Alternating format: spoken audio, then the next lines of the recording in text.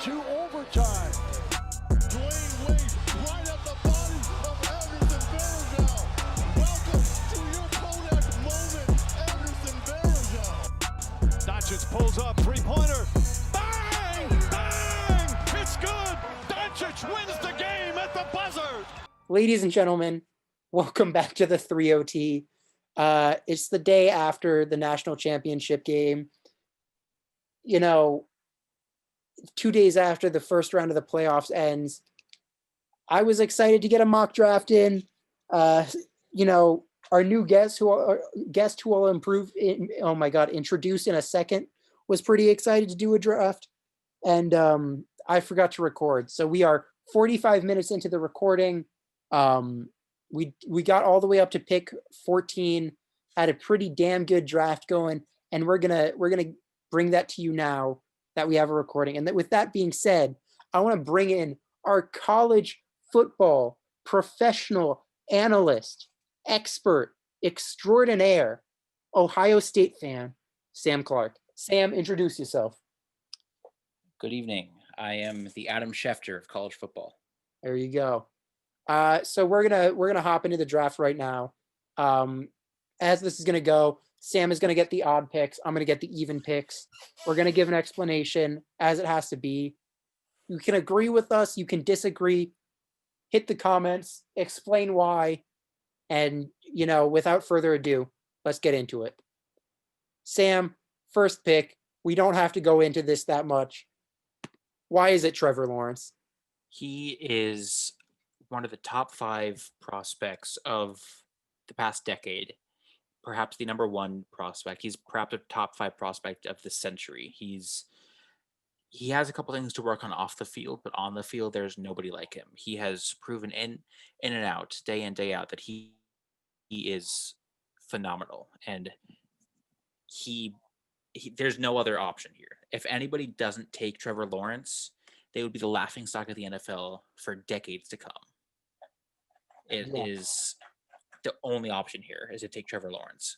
I mean, even with the Urban Meyer rumors, I don't think there's any way Shad Khan, the owner of the Jaguars, allows them to take anyone but Trevor Lawrence. Definitely. He was looking into moving the team to London this past offseason because they couldn't get any viewership. Trevor Lawrence is going to bring in, viewership, Florida, like the Southeast, everywhere there. And that's going to be huge for the Jags. It's the reason why they can lure someone like Urban Meyer, the reason why they're going to be able to sign a ton of free agents this offseason. We don't have to go into it. Trevor Lawrence, there you go, out of Clemson. I think he's an asshole, but that being said, he's extraordinarily talented. Dabo Sweeney seems to like him a lot. Clemson teammates seem to like him a lot. There's what you got to say. Yep. Number 2 overall. This is where we start the conversation. Start going back and forth. Sam, of course, what college team are you a fan of? The Ohio State Buckeyes. And who's your favorite quarterback to come out in a while now? That's going to have to be Dwayne Haskins. I'm kidding. It is the Justin Fields. Yeah, he is so much fun. He's my favorite college quarterback, I think maybe ever. You and me both. I was someone that loved watching Tebow, loved watching Cam Newton. I think Justin Fields is just a little bit more fun for me. But all that being said, I am going to go Zach Wilson out of BYU, Mormon Mahomes. I just think he is everything you look for in a high potential prospect at quarterback in the NFL now. He can throw off platform. He can make plays for, off script, which I value a whole lot. He can throw with crazy arm angles, throw the ball 60 yards down the field. Just a whole lot to love there. I'm someone that still thinks Sam Darnold can have a very positive career. I just think at this point it has to be somewhere else. And look, Zach Wilson is not a bad choice. He's not a bad player to replace him. There's so much to be excited for there.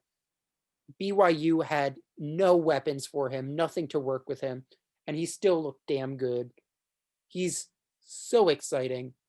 he's so. I mean, look, I don't know what else you want me to say about Zach Wilson. He is a great quarterback. He's my quarterback 3, but it is immensely close between him and Justin Fields. He's what you look for. He's an underrated runner. Knows when to dive, when to slide, when to evade, all of that. He pulls out the fake slide real often, and it's kind of funny to watch. But yeah, Sam, what would you say to try and convince me of going Justin Fields over Zach Wilson? That is a good question. Would you try to convince me of Justin Fields over Zach Wilson? Now, of course, I'm biased here. I do think that Justin Fields has more potential as the position of quarterback is changing. It's, with Lamar Jackson winning the MVP, it's just indicative of the sort of title shift in the quarterback position in the NFL. They're going towards more the running quarterback that actually is a dual threat, as opposed to going to fake the run to then just throw it out of bounds. Now, Justin Fields is, since Deshaun Watson was drafted, he is the best dual threat quarterback, I think, and to come out of college. And he is. Well, you gotta remember that Lamar Jackson did come out after Deshaun Yeah, Watson. but I don't. I do agree with you. I do agree that he is a dual threat, but the duality of his threat definitely leads more towards the running with Lamar Jackson. Yeah. Whereas Watson and Fields, they have both there. Yeah. Fields broke his ribs in the playoff, in the semifinal, and then the play after breaking his ribs threw a 65-yard touchdown pass. Yeah. He is resilient. He's tough. He would be everything you look for in a leader. Yep. And maybe that might be what puts him to the Jets over Zach Wilson, because the Jets need some sort of culture changer. It just seems to make the most sense that they go Zach Wilson here.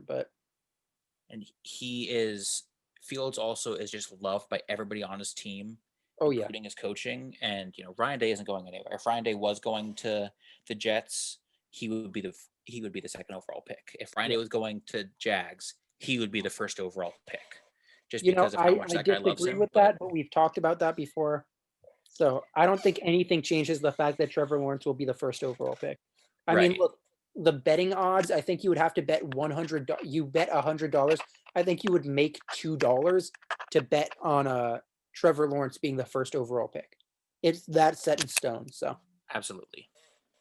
Sam, third overall pick. It's your first no-brainer. Who you going? This is Devonta Smith. All right. Now, we discussed about this a little bit before. Winner. He is the Heisman winner, the MVP winner of the College Football Championship. He has speed, he has hands, he has vision. He knows how to get past a defender, no matter who that defender is.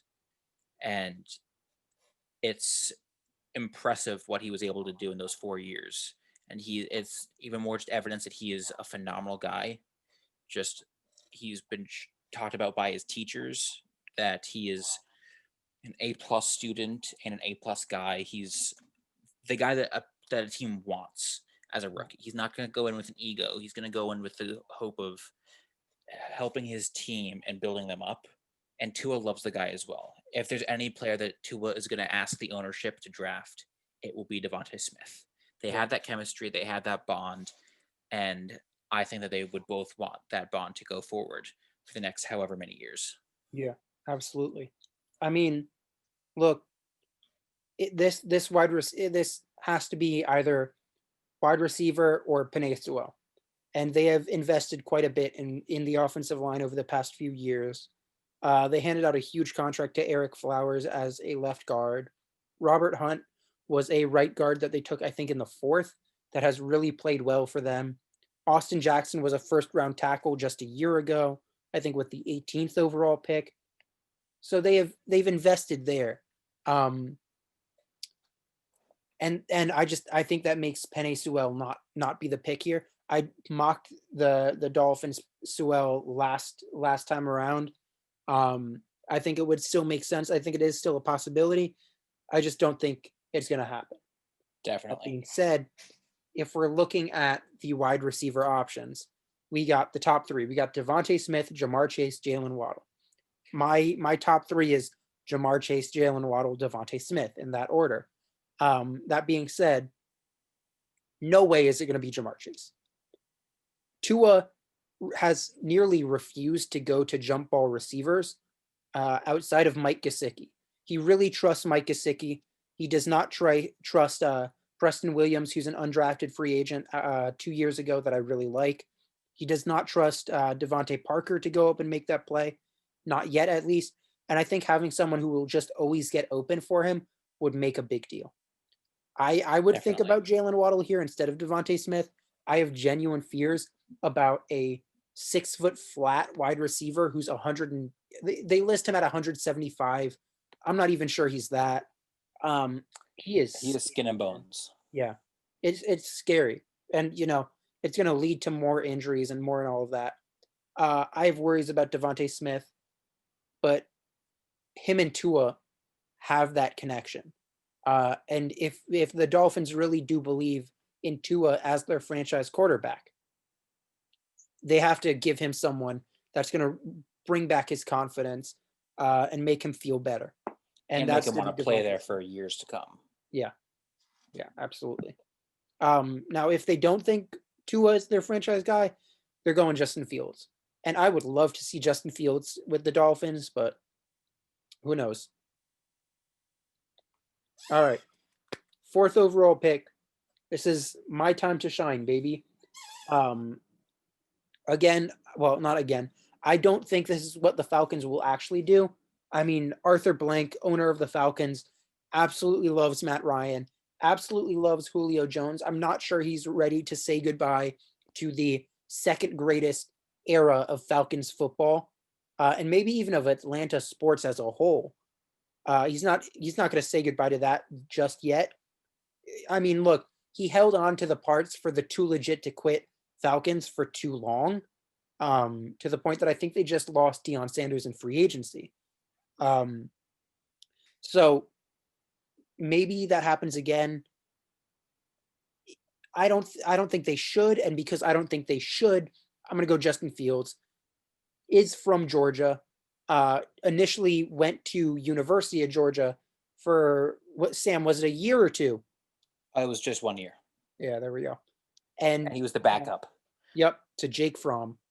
And look, he and the school had some issues. I blame the school for that. But either way, I'm sure he would absolutely embrace going back to Atlanta. And Atlanta needs a plan after Matt Ryan. Ever since Kyle Shanahan left as the offensive coordinator, Matt Ryan has been an above-average quarterback, yes, but they have all come in losing effort seasons. The Falcons have been really bad since 2016. And look, they've been really bad since 2016. And no defensive player is going to have the impact that Justin Fields will for the future. Yep. As much as I 100%. love Patrick Surtain, he's not going to change that secondary. Damon Arnett had a good rookie year. Him and Patrick Surtain are not going to create a lockdown cornerback combo. And they don't need offensive line that much. So for me, it has to be Justin Fields. He has to be the plan for the future. And I don't think they're going to do that because of what I just said about, sentimentality. But I think this is a great spot. I mean, yeah. Your mic is cutting out. I can't. Oh, hopefully that recorded. But all I was saying, I can hear you now. It was just at the very end that I couldn't hear you. Yeah. But yeah, I think Justin Fields would love going back to Georgia, love going back to Atlanta, and being the guy there. Yeah, I mean, Sam, do you think there's any better option or any better place for Justin Fields to go than to the Falcons in this draft? I think that he would turn around the Giants, but there's no shot that he's going to last to pick 11. Yeah. And as much as I would love it, considering Justin Fields is my favorite college football quarterback maybe ever, outside of, maybe Tim Tebow, maybe Cam Newton, Love both of them. But outside of those two, who really Yeah. knows? And Justin Fields is so damn fun to watch, and I would love to have him on the Giants, but it's not happening. If he was still there at pick 7 or 8, he would go to the Lions or the Panthers for sure. Yeah. Yep. The Panthers would be beautiful for him. Definitely. All right. Well, at number 5, Sam, I feel like you're getting all the gimme picks. Who do you have the Bengals taking? It is no other option for them. Penei Sewell. Yep. They need that. It is the offensive line's fault, and not to say that they wanted it to happen, but it was their incompetence's fault that Burrow had that horrific knee injury. Yeah. They basically did nothing. They just stood there as Chase Young went in and tackled him. And it's, you can't do a whole lot against Chase Young, but they could at least have tried something. Yeah. And they have done that every single other game, except for the game when they beat the Steelers. They have been proven to be just a mess of a Incompetent. team. If they do have Joe Mixon coming back, he would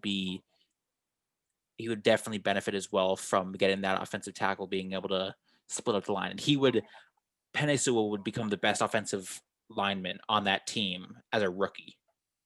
Oh yeah. And they have no other option than to take him 5th Yeah. overall. Yeah. I mean, in terms of the pieces on that offensive line, Jonah Williams was a first-round pick 2 or 3 years ago out of Alabama and has looked decent when he's played, just has serious injury concerns. But that's not going to stop you from taking someone like Penei Sewell. Definitely. And, what this is going to do is hopefully it means Joe Burrow, who seems to be progressing from that ACL injury really well. What this hopefully does is it gives him all the potential to succeed. I would look into Kyle Pitts here. I mean, they need a tight end, and getting someone like that would really just that offense would be insane. Like, Burrow would have to get it out within like half a second, but there would be talent all over the skill positions. Yeah. I also think the storyline of him and Jamar Chase getting back together is fun. It is unrealistic though.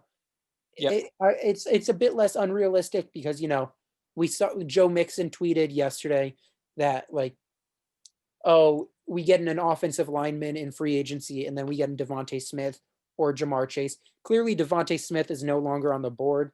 But I just want to read out the offensive linemen who are going to be available in free agency this year. And it is not a good list. You have Trent Williams. You have Russell Okung, who is old as hell. You have Alejandro Villanueva for Pittsburgh, who's coming off of a not good year.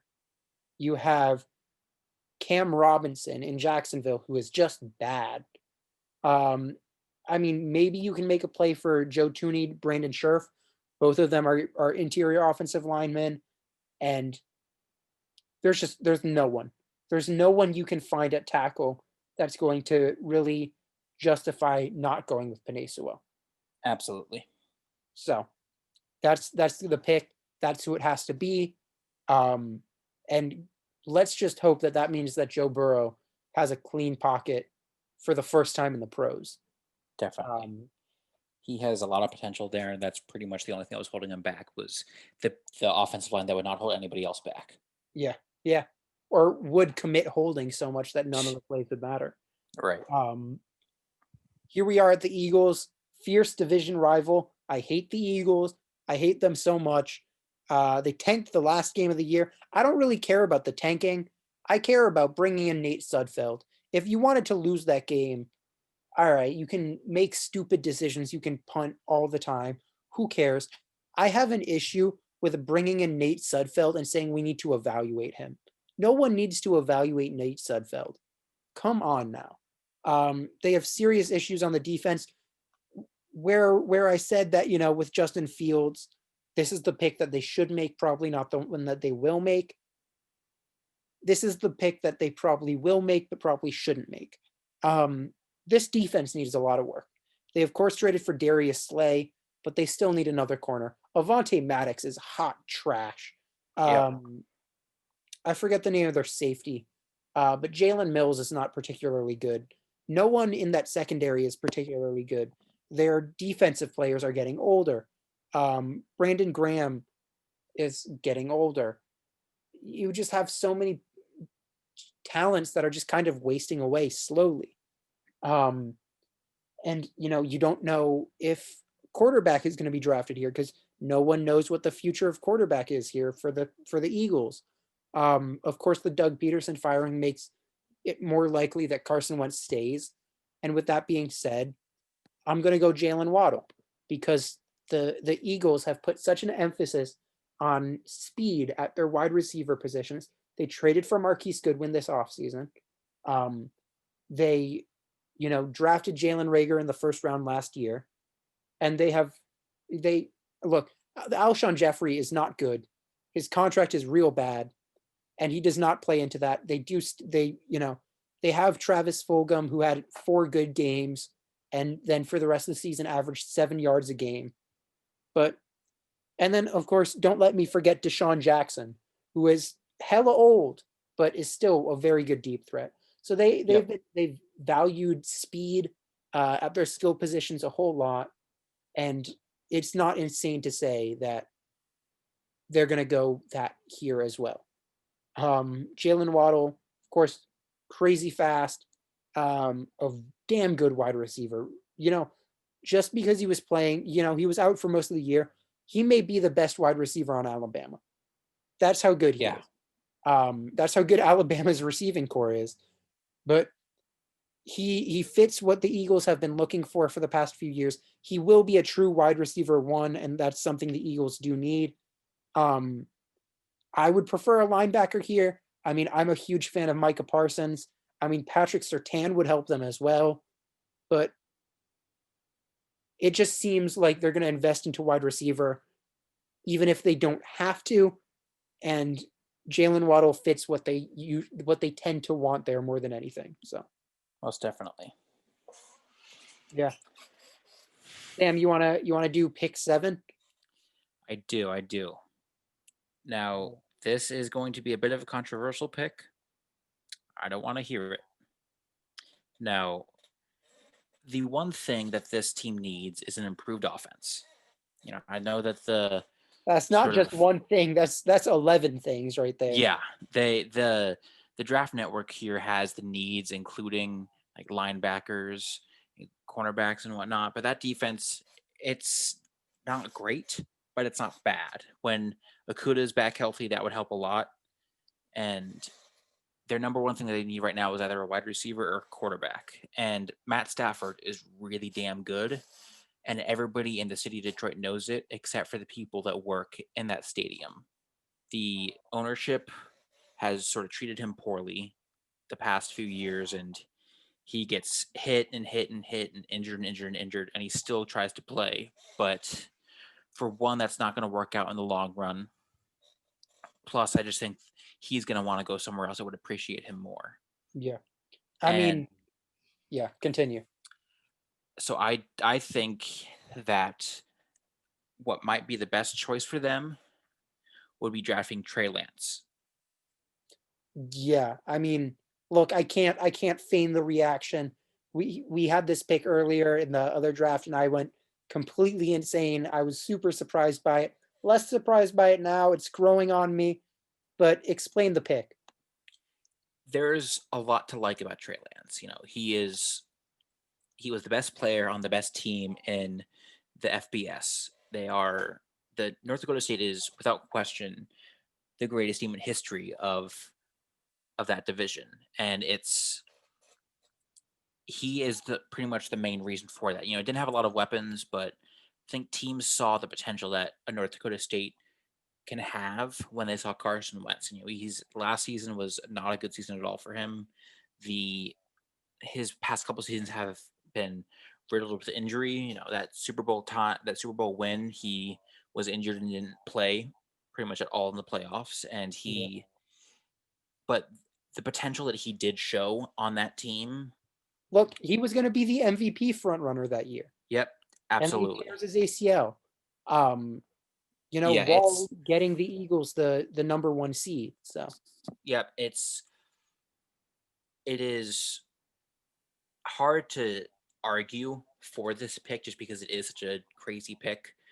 And a lot of people are going to say Jamar Chase or something like that, but the thing is, Matt Stafford, I think, is done in Detroit, and if he isn't done, he has another year, and I think that year would actually be great for Stafford to play for the most part, and Lance to just sort of sit on the bench, be that QB2, and learn under Stafford, and sort of get an actual taste of the NFL. He's not been in the same sort of level of play as you know people like Justin Fields, Trevor Lawrence, Zach Wilson, Mac Jones. He's not at that level just because of the people that he plays, but I think that he has the ability to really propel this team forward. And they already have that great wide receiver or running back position filled, and so they don't need any improvement on that. And again, Jamar Chase would be a great pick for them, but I think Trey Lance, if they want to build towards the future, not just you know try and win the division next season, which they won't do, but that's their best option right now is to improve in the long run, not in the short run. And I think yeah. Trey Lance is the key to that. I mean, you brought up Okuda before, and I'm still not the biggest believer in him. He dealt with some injury issues, but there's no one that's gonna really help that change at all, Yeah. other than a actual defensive coordinator. But see, I've been saying wide receiver to the Lions for the longest now, but I do think the Lance pick is hugely interesting. I think it might really work out for them. But I think I worry that Kenny Galladay is going to leave in free agency. Marvin Jones is a free agent as well. So you just don't have any weapons there outside of DeAndre Swift. Who knows if Kerryon Johnson is going to stay healthy? But you just it's hard for me to see not taking a wide receiver. But if this is really a play for the long term, it makes sense. It does. And I did my scouting of Trey Lance today, and I really liked what I saw. He's a really good runner, which of course is not the number one thing you look for at a quarterback, but it's still something that helps you quite a bit. He has a damn nice arm. Yeah. And he has relatively good accuracy in most areas of the field. He struggles with placement a little bit. And my issue with him is really how he observes the field. So he'll watch his first read go. If it's not there, he may take a look to the second read, but more likely than not, he won't. And then he really goes into that gambler mentality where he's looking around for, okay, but who's open instead of following his reads. Yep. And some teams might like that. Some teams might not. But if there's anyone that can help him learn how to work with that gambler mentality, it's going to be Matt Stafford. And it may be a new era in Detroit without Stafford. I think Stafford's really good, which is why I would give him another shot with a good receiver. But no matter what, this team is not winning a Super Bowl. But Trey Lance is a really nice value pick. The Panthers, who I'm going to be drafting for in a second, are furious about it. But I think it's a really interesting pick. I don't hate it, which is a lot to say considering, last mock draft I did with Kevin and Patrick, and they wanted me to take, who was it again? Oh my God. It was, was it Jeremiah Owusu-Koramoah? I think it was. Yeah, it was Jeremiah Owusu-Koramoah. They wanted me to take him for the Eagles at 6. So, look, I don't hate it. I think it may work out. It may not, but it certainly gives this team a direction going forward for the future. And sitting for 1 year for Trey Lance might be a good thing. Definitely. Number 8 overall, the Panthers. Furious they do not get their franchise quarterback here. Look, Panthers fans, you might have to start getting used to the fact that the Panthers might not be able to snag a top quarterback in this draft. They are at 7. Be ahead of them. Jaguars are taking a quarterback. Jets are likely taking a quarterback. Dolphins might take a quarterback. We don't know if they're sold about Tua. And even then, they have shown the ability to move off of players. They've benched Tua twice this year. Like, they're not tied down to him. They're really not stuck with him in any way, shape, or form. Falcons, they need a replacement plan. They could go quarterback. Even the Eagles, they could go quarterback. We don't know if the Eagles are sold on Jalen Hurts or Carson Wentz. And I know I said that, Doug Peterson being out makes it more likely that Carson Wentz will still be there. But we don't know. We don't know what's going to happen there. That team is entirely in flux. And then, of course, as Sam brought up, the Lions could be looking to the future. Panthers fans need to start coming to terms with the fact that they may not get a quarterback. And you know what? That's fine. That's fine, because I'm going to have them taking Kyle Pitts, who brings an entirely different element to this offense. I know people are staring at Jamar Chase, staring at what is, by most accounts, the number one receiver in this class, physical freak, with LSU caught like 80 balls for 16 or 1,700 yards with 20 touchdowns. Like, insanity.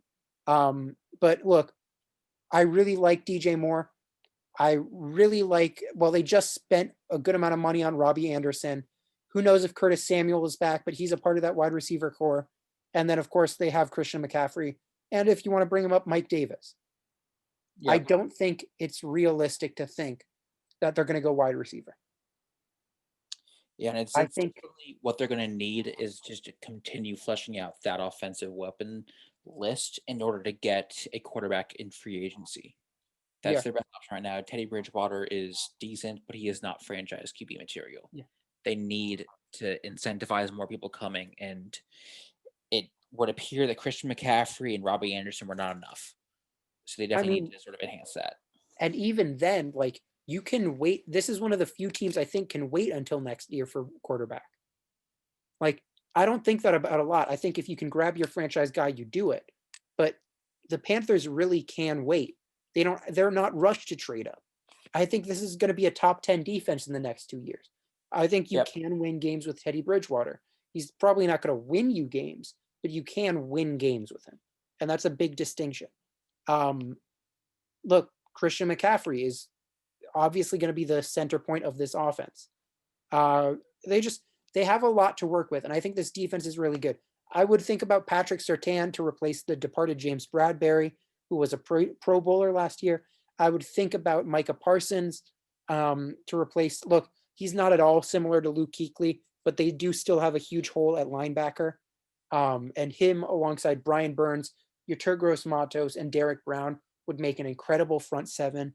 I think they would be the second best young front seven, primarily young front seven, only behind Washington. That's how excited I would be for the Panthers if that were to happen. However, Kyle Pitts, the largest catch radius I've seen on a tight end prospect in an age. I really like Noah Fant. I really like TJ Hawkinson, excuse me. But none of them even got close to this. And man, Kyle Pitts would add so much to this team. He would be that jump ball guy. They have the separator in DJ Moore. They have the deep speed guy with Robbie Anderson. Christian McCaffrey is genuinely a good enough route runner and ball catcher to be a slot receiver. This would flesh that out. I would think about going offensive tackle here as well, but that's just not too realistic with who's left. Although I would take a look at Rashawn Slater. Yeah, I definitely agree with you on all points there.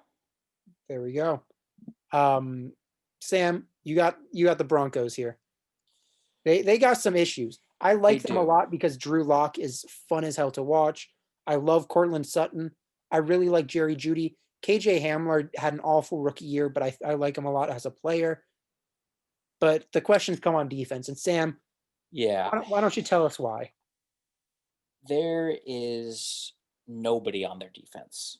At least this past season, they have some players there that could help out, but for the time being, there's nobody on that team that is going to be there for the foreseeable future that will get that defense back into shape. Von Miller being out didn't help them at all this season.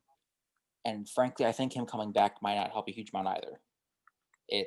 He is old, man. Yeah, I think he he's is old. 32. He's probably pretty close to retirement. It wouldn't surprise me. I mean, he won his Super Bowl. He won the Super Bowl MVP. He has had an incredible season in Denver, incredible career in Denver. I mean, and there's a lot that he has that they would want to keep him for, but he is going to cost them a lot of money to keep him for much longer. Well, I mean, look, Von Miller is going to be a Bronco for life. Mm-hmm. That's just not going to happen. Absolutely. So now they definitely need his successor, and obviously it's a different position, but the successor on defense, I think, is going to be Patrick Surtain. Okay. Now they definitely also need clearly not an edge rusher, but I get what you're saying as far as a leader of the defense goes. They also need a quarterback. Drew Lock is fun to watch, but he's not good. It's as simple as that. He hasn't been able to do anything this past season. Granted, one of those games he was not allowed to play along with the rest of his quarterbacks, but he has some decent help on offense, and that is definitely what they should go for next, position-wise. Jerry Jeudy he has potential. Noah Fant had a great season, and he has potential. Cortland Sutton coming back from injury as well. Yep, definitely. But Surtain is definitely who they need to improve that team. Their defense has looked terrible all season. They're in a tough division. Chargers have a lot of potential going up, especially with Herbert's sort of rise to fame. And Chiefs are an unstoppable force in their division, and the only option that they would have would be to improve that defense. It's going to be interesting to see how an additional cornerback would help. And I don't think it's going to help a whole lot, but it'll definitely help a lot more than pretty much any other position they could draft. Yeah. I mean, look, their number one corner last year was AJ Boye. And that's someone who was going to be cut before the season. And then they threw a 6th round pick for him. Yeah. Or I can't remember if it was 4th or 6th. Either way, AJ Boye was not it. AJ Boye was bad this year. There's 2 notable players on that defense to me. Jarrell Casey's the trade for Jarrell Casey was a huge letdown. There is Bradley Chubb, who came off an ACL injury this year and quietly had a pretty decent year. And then there's Jeffrey Simmons, who is one of the most underrated free safeties in the NFL to me. That being said, they are clearly the worst team in their division. Oh, yeah. The Chargers are really good, or they're going to be really good. I was entirely wrong about Justin Herbert. I don't know how many times I have to say that, but I have to repent and apologize for that. The Raiders are seemingly destined for 8-8 or 7-9 every year. And the Chiefs are the Chiefs. Like, the Chiefs are going to be in the playoffs with likely a 1st round bye for the next 10 years, 12 years, 15 years, however far you want to go. Easily. Yeah. So you got to do something about that. And if you look at the number 1 receivers on this team, like, just look at the receivers that you have on this team and the other ones in the division. Like, you don't need receiver on this team. You have Mike Williams and Keenan Allen as far as wide receivers go for the Chargers that you're going to have to cover somehow. You have Tyreek Hill, obviously, for the Chiefs, along with, Sammy Watkins won't be there, but, like, look, Byron Pringle looks really good too. Yep. Mecole Hardman looks good. Like, they got a whole lot of weapons there. And then you have Henry Ruggs. Even Nelson Aguilar had a really good year for the Raiders. So you're going to need someone to cover. And I love Patrick Surtain. I think he is clearly the number 1 corner for me. He is damn good, and he looked great for Alabama in the championship game. Yep. Justin Fields was scared to throw at him the whole time. And, of course, he's not going to get that respect day one in the NFL, but hopefully that transfers. I compare him to Jair Alexander. I love what he does, and I just think he's a damn good player, and he's going to be a damn good player. So Absolutely. there you go. Sam, why is it that I have all the division rivals to do in this draft? It's I just mean, how look, the gods decided. how the gods decided. Well, I refuse the gods. However, I am going to make this pick. Thank God Washington has an odd numbered pick, because if I had to do my whole, division rivals, I would blow up. For the Cowboys, I will have them taking. Ooh, let's see this. Here we go. Quinterio Cole, safety out of Alcorn State. No. Yeah, for a real note, that defense needs help. That offense is, of course, a healthy Dak Prescott away from being game breaking, but the defense needs significant help. They lost Byron Jones this past year. So you would think that corner would be the number one option. They've dealt with a lot of injuries on their offensive line. Lyle Collins is really good, but he's been out. I mean, look, at the end of the day, the Cowboys are probably not going to be picking in the top 10 again anytime soon. Just if you look at it, they're kind of, for me, penciled in to be the best team in the division going forward. Even with how bad the coaching is of Mike McCarthy, I think just a combination of CeeDee Lamb, who had a good rookie year, Amari Cooper, who, although I think is overpaid, is a very good wide receiver. Look, Cedric Wilson is their number 4. And he has the potential to be a good number 2 or number 3. Michael Gallup, like the weapons, Tony Pollard, Zeke had a bad year, but look, maybe he can be something. Maybe they just full on replace him with Tony Pollard. Either way, there's a lot to be excited for on offense. The issues are on defense. And I would think about Micah Parsons. I just don't think he fits the scheme very well. I think if you have a healthy Leighton Vander Esch, you don't really need a Micah Parsons, who's another hybrid linebacker, just like LVE is. So who do you go? Caleb Farley? I don't think one corner is going to change this defense that much. What I do think could change this defense is having Kwity Paye across from DeMarcus Lawrence and going with all pressure, no coverage type of approach. I think Kwity Paye has good upside. I'm not the biggest fan of him. I think he may have to switch in to the interior. There's a whole lot of issues with how he plays, in my opinion. I'm not the biggest Kwity Paye fan. However, let me talk about why this pick is good and not why I just played myself. Kwity Paye, alongside DeMarcus Lawrence, would be hugely imposing outside presences. That changes how a quarterback thinks. That changes how an offensive coordinator schemes to play the Cowboys. And the Cowboys have only won in shootouts over the past 3 years. So adding someone that could actually get to the quarterback and change all of that would be huge for them. And they haven't had that in a while, and they need that. So I'm going Kwity Paye. I don't have the greatest explanation for this. I hate that he's from Michigan, on your behalf as well, Sam. Thank you. So there you go. One thing also with Kwity Paye that should be very interesting to see, just if they do draft a defensive player, Dan Quinn coming in as defensive coordinator, it should be very interesting. It's no secret Dan Quinn was a terrible head coach, but he definitely fits that coordinator position a lot better than a head coach position. And so I think that might actually help them turn around that defense a lot. And I think he'd be able to see in Kwity Paye what we would see here as well. Yeah. I mean, yeah, I hadn't even thought about the Dan Quinn, hiring. Ever since he left the Legion of Boom, he's been awful. As a defensive side of the ball, either way, or anyway.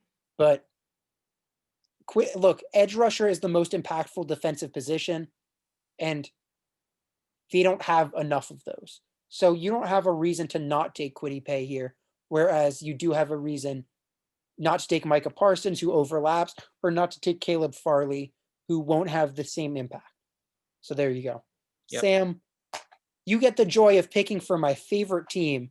My favorite team, who I'm kind of hating this offseason, but why don't you get it started for the Giants? After this pick, can we take a quick break? Oh, absolutely. All right. So for the Giants, man, there's a lot to fix here. Oh yeah. Their offense is, I would say, in need of 6 position changes, and there's a lot going on there. And you and I are sort of in the minority, it would seem, in hating Daniel Jones and Oh thinking yeah. he is absolutely the wrong quarterback for that team. Yeah. Now, He's not good. Genuinely. There.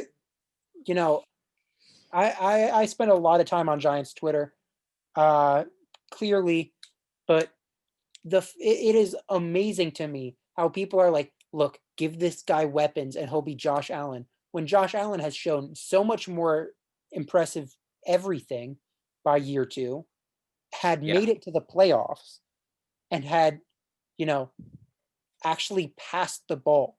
Like his issues was that his accuracy versus expectation or whatever it is, like accurate pass versus expectation was not very high before this year.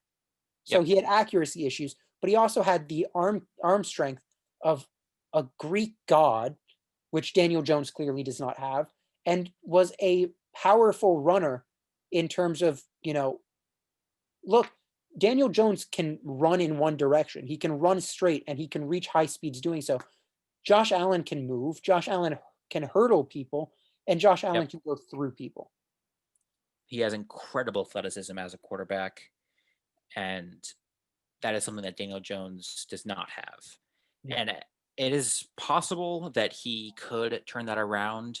If he went in the lab in the offseason and really, really worked on that. The same thing happened to Josh Allen. He started off sort of so-so and then went into the lab and completely fixed how he throws and how he reads defenses and pretty much every part of his game. And he turned into, this past season, I would say, the top 5 quarterback in the NFL. Yeah, MVP And candidate. MVP candidate, absolutely. Now, we both agree that that's not very likely for Daniel Jones. And if there That's was, the understatement of the century. a, Zach Wilson or Justin Fields or Trey Lance available, I would say that's who they take, I or who they wouldn't, should because take. exactly who they should take, because Dave Gettleman is still there. Yes, and he, for whatever reason, is deeply in love with Daniel Jones. Yeah. Now, the one thing that they will do, and I think that it's pretty much a guarantee, I would even be willing to put some money on this, is that the Giants are going to draft Jamar Chase. It If he's is, available. if he is available, yes. Now, that is just, they need to improve that receiver core. It's not a terrible receiver core, but it is not good. It's not good enough to, they technically almost made the playoffs this year, Yeah. but to have an actual realistic shot at making the playoffs, they need to improve that position on offense. And once Saquon is healthy, that run position is going to be deadly for them. But they need to sort of enhance those weapons for Daniel Jones. And maybe getting a player like Jamar Chase with the hands that he has would improve a lot of Daniel Jones' performance. And it's possible that would keep the team stuck with Daniel Jones for a while. But right now, God, please of don't the say team of the positions that Gettleman is willing to draft, it's wide receiver, and the Yeah. best wide receiver that would be left at this point would be Jamar Chase. Yeah, and best wide receiver on the board from pick 1, in my opinion. But Yeah, I would say he's the second best, but yeah, there's a I whole mean, lot. we have the same 1 and 2, just in different spots. Yeah, yep. There's a whole lot to be excited about Yep. For Jamar Chase, and if he fell here, that would be the perfect situation for the Giants. They would love that. That being said, I'm someone that thinks we should go corner with our first pick. I just think that having a defense that has a secondary of, James Bradbury, who was incredible this past year, and then either Caleb Farley, I would prefer Patrick Surtain, along with a safety trio of Xavier McKinney, Logan Ryan, and Jabril Peppers, would create so many coverage sacks that it'd be worth it. That being said, if you do really want to see if Daniel Jones is the guy, you have to get him something else. And I think the Giants wide receiver group is incredibly overhated. Darius Slayton, I think, is a good deep threat who had some drop issues this year, but still, he was thrown a lot of bad balls.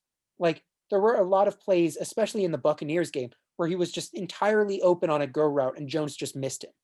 So whereas you have that production lost from Jones, you also have the drops that, hurt Jones's stats. So I look at that way. But Sterling Shepard is a very, very good slot receiver. So there's a good amount to be excited for here. But all of that just leads me to say, like, look, if Jamar Chase is there, even if Trey Lance is still there, and I really liked my Trey Lance film review today, you got to take Jamar Chase, man. This is a top 5 player in this draft by all accounts before the year, and then he's sat out for COVID, all of that. This is a great player.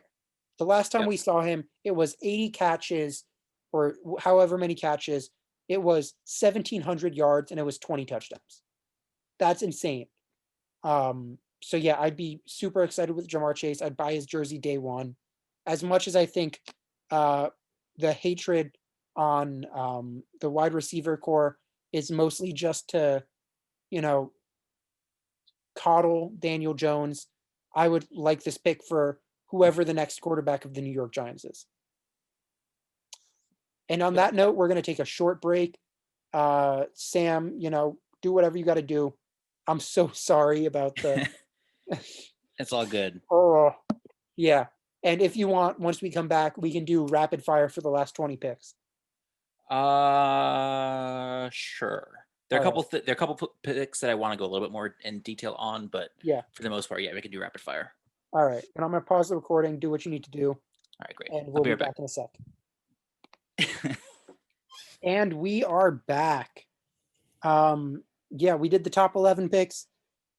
Sam, you want to go to 20 or 15 slowly, and then we'll do a little bit of rapid fire from there on? Sure. All right. Pick 12. It's me. It's my time to shine. Of course, 49ers fans want a quarterback. They're a lot like Panthers fans in that they have to realize that, you're probably not going to get a franchise quarterback at pick 12. That being said, you can still get a lot of value here. I think this is the draft. Yeah, the Draft Network has cornerback as their number 2 need. And I think that's fair. I mean, look, Jason Verrett had a great year, finally paid off the trust that they've had in them for so long. Finally had a year where he didn't get hurt, which is his first year maybe ever that he's done that. And that's a ton. That's a huge step. He was damn good. They also have, Richard Sherman on the roster technically, even though I don't think he played a single game this year. That being said, I can't justify going corner. Even if Richard Sherman is gone after the year. Even if Jason Verrett, they refuse to overpay for him. I can't go corner, and that is for one reason only. Because their offensive line is awful. They've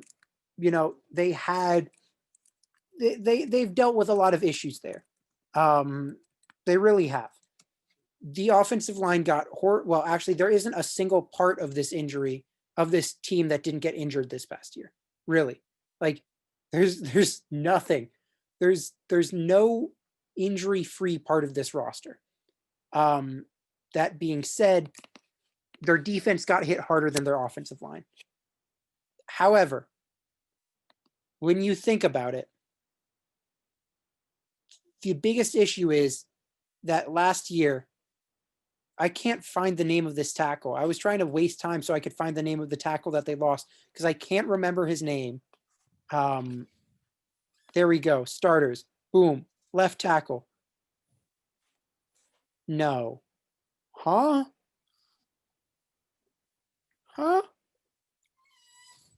Where is this guy? Mike McGlinchey isn't retired. He played this past year, yeah. What the hell? All right. Well, ladies and gentlemen, I can't find the name of the tackle that retired for the 49ers. That doesn't matter, though, because they still need a tackle because they replaced him with Trent Williams, and he hasn't looked bad, but he's also old as hell and is going to want a big deal, and he's probably going to get it in free agency. So I'm going to have them going with my number 2 tackle, a player who I think is genuinely really good and is not getting the appreciation he deserves. He is a 6'3" tackle with, positional flexibility literally all over the offensive line. It is my boy, Rashawn Slater out of Northwestern. I love him as a tackle prospect. He can do everything. He's really good, man. He just doesn't get beaten. He has a super high floor. He's what Jedrick Wills was last year, which is pretty close to a sure thing. Great technique, has some issues with size, but it really doesn't matter because he has the athleticism and technique to make up for it.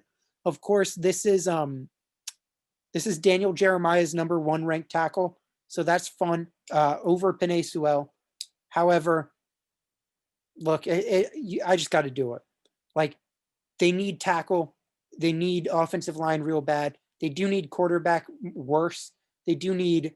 They're probably going to need a safety bad. I think Micah Parsons on that team would probably be the most fun group of defensive players you can put together on a team.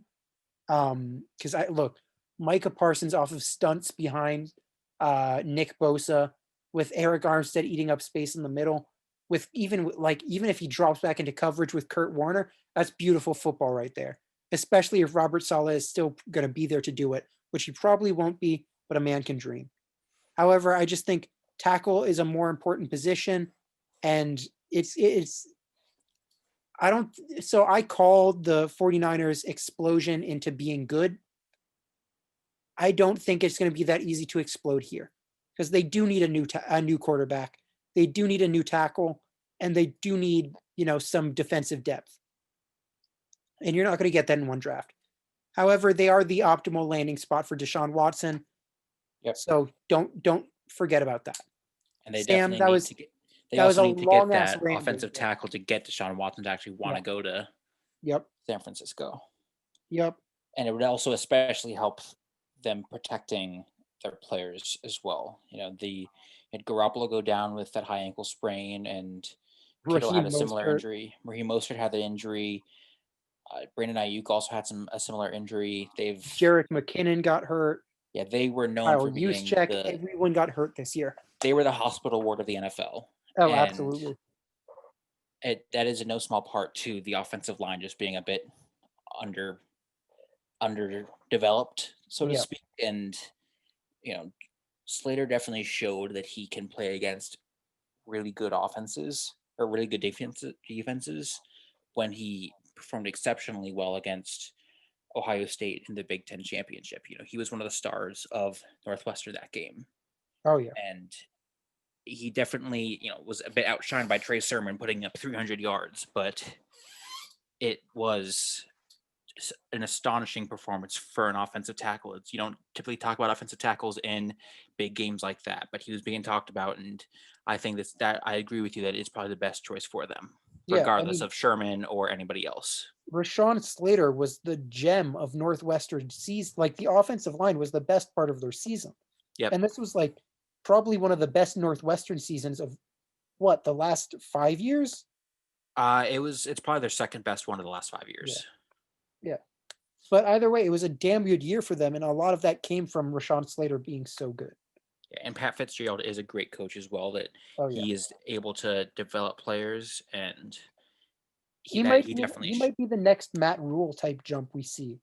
Yeah, definitely. It's incredibly possible, and he has been asked to be interviewed by a lot of different teams, and it wouldn't surprise me if he was going to be an NFL coach next season. All right. And Sam, this is where we got cut off last time after my blunder where it comes with recording. So Sam, here we go.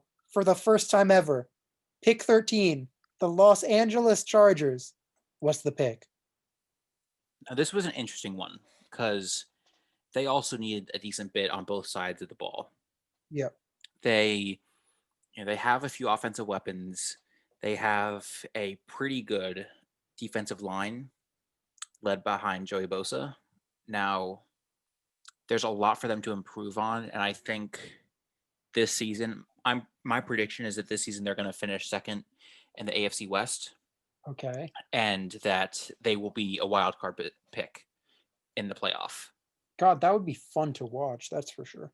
That would be. And the thing that they need to improve on the most is scoring and protecting their players. And I think that their best option going forward with that is going to be getting Sammy Kosmi on their team. Yeah.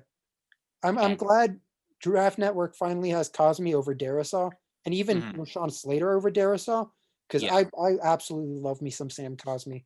Sam, He is very talented. He is going to help that team protect their incredible rising star quarterback, potentially the offensive rookie of the year. And rising star at running back too. Austin Eckler keeps on improving. Yep, and they have not a lot on defense, but enough to sort of keep them going. And, they had that crazy game against the Raiders a few weeks back that showed that they have the potential. And I think a couple more additions to that offensive line is going to really skyrocket them into being one of the better teams in the AFC. Yeah. I mean, look, you don't want what happened to Burrow to happen to Herbert. Definitely. And sure, Herbert has more to work with. They spent big on Brian Bulaga this past offseason at right tackle, but getting two bookend tackles is going to be big for this team. They traded Russell Okung for Trey Turner. Trey Turner had a good year. So this offensive line is growing. And adding Sam Cosmi to that, who I think may just be the best pass blocker in this class, is damn good at that and will help the run game as well. Yep. Adding him to this team would be awesome. I do think you got to take a look at Caleb Farley again. They do need corner help. They do. Chris Harris was supposed to come in and be the number one slot guy over Desmond King, and he just hasn't been that. Yeah, look, they got issues at corner. All this being said, they had this surprisingly good of a year with oh my God, what's his name? 33. Starts with D. The safety. Oh my God, he's their best player. Why is my brain not working? Chargers. Derwin James. Thank you. Yes, they have Derwin James coming back from injury. He's damn good. That defense should be better based just on that. I'm a big Nasir Adderley fan. He exists. And then look, they got Joey Bosa too. Joey Bosa's damn good. I would also take a look at Joseph Osai here. I think he's very good. Yeah. Even where is he? Not Gregory Rousseau. Where's my boy? Maybe Aziz Ojulari, but Jalen Phillips, who's my top edge of this class. Taking a look at him because, of course, Melvin Ingram is getting older, and you need another edge rusher across from Joey Bosa. So there you go. But I do like the Cosmi pick. All right. Yeah, I think it's definitely interesting to see how that does improve that team. That I think of all the teams, and at least in the AFC, I think the Chargers have the most potential there. Yeah. All right. Here we are. Minnesota Vikings. If you don't know, I'm a Minnesota Timberwolves fan. And because of that, I get a lot of, Minnesota Vikings spillover where I have to hear a lot about them in order to hear about the Timberwolves on sports shows, sports pods, all of that. So I do know this team kind of well. And I do know that their offensive line is literally falling apart. Kirk Cousins had a really good year. I know no one wants to talk about that, but I do think he's a very overhated quarterback. I think he's far better than most people think. Is he going to win you a Super Bowl? Probably not. Is he the reason you're losing games? Also not. Can he win you a game? Yes. They have two great wide receivers in Adam Thielen and Justin Jefferson, a top 3 running back in Dalvin Cook. There's a lot to work with on the offense outside. Look, their defense is bad. Oh, yeah. Danielle Hunter might not be coming back to this team. He's one of the best edge rushers in the league, but he wants a big contract and just sat out this past year. with a shoulder injury that kind of just got worse and worse by the day, to the point that by the end of it, he had been out for the season, and it was supposed to be like a month-long injury. Um, but yeah, I mean, look, Mike Zimmer is a defensive head coach, and they have lost their offensive coordinator again. I don't think I would go Christian Darrisaw yet. I also think they also had 16 picks last year and used 4 of them on corner. Cameron Dantzler has been good. Jeff Gladney was one of their first round picks. So I don't think they're going Caleb Farley. So where do we go from here? Well, Sam, we're going to go with your Ohio State boy. We're going to go interior offensive. So I was initially going to go Wyatt Davis, but I had completely forgotten that we hadn't taken Elijah Vera Tucker. So I'm going to go Elijah Vera Tucker. Right. Offense. As it says here. Ooh, Jesus! Played a lot of left tackle, but he can be a very good guard. And I mean, just like Rashawn Slater has positional flexibility. However, look, Riley Reid is not going to be here next year, but they do need a guard more than they need another tackle. Ezra Cleveland, who they took, played well at right guard. So I think they're going to go and get a lot of just athletic linemen and go from there. And I think Elijah Vera Tucker helps with that. I was going to get Wyatt Davis because I think he may be the best interior offensive lineman in this class. I think him and Elijah Vera Tucker are closer. But as far as an upside play for an offensive line that needs more help, like what's his name? Garrett Bradbury was a center who they took in a first round, is one of the better centers in the league. Outside of that, there's not a lot to work with on that offensive line. And I think Elijah Pat Vera Elflein as well is great. Oh, Pat. Oh, God. How did I forget about Pat? Yeah. Very good. They do have, look, you can survive with 2 good offensive linemen, 2 projects, and 1 bad one. Right now, they have 2 good offensive linemen and, 1 project and just 2 bad ones. So I think switching that out helps them. And I think guard is the least valuable position in football, but even then, it's such a big need for the Vikings that it just makes sense. Sam, I know who I would take if I were the Patriots right now, but I want to hear what you got to say about that. Yeah, the Patriots are definitely an interesting spot here. Now, they have a lot of different needs, and if I'm Belichick, I'm praying that there's a decent quarterback left. Well, Just there because, is not, but yeah. yeah. So Cam Newton is just not gonna be. He's fizzled out. It's as simple as that. There's not anything left there for him. His first few seasons, he led his team to the Super Bowl, and it was an incredible season from him. And it's just been downhill since. It's been like jumping off of a cliff, just straight down, and it's his mentality is not all there either, and I think he's a bad teammate just in general. And if they had a much higher pick, they would 100% go for a quarterback. But I think the next spot that they need to improve on is going to be their defense. And I think that they should take the best remaining defensive player available in Micah Parsons. I think Bill Belichick. I was going to take Micah Parsons as well. I think Bill Belichick would love to have Micah Parsons on his team. Absolutely. And I think that there are a lot of gaps in their team right now. And they did have a couple defensive players that they didn't play this season because of COVID, and completely understandable that would Dante affect their Hightower defense. most notably. Yep. And there's a lot they need to work on as a team as a whole.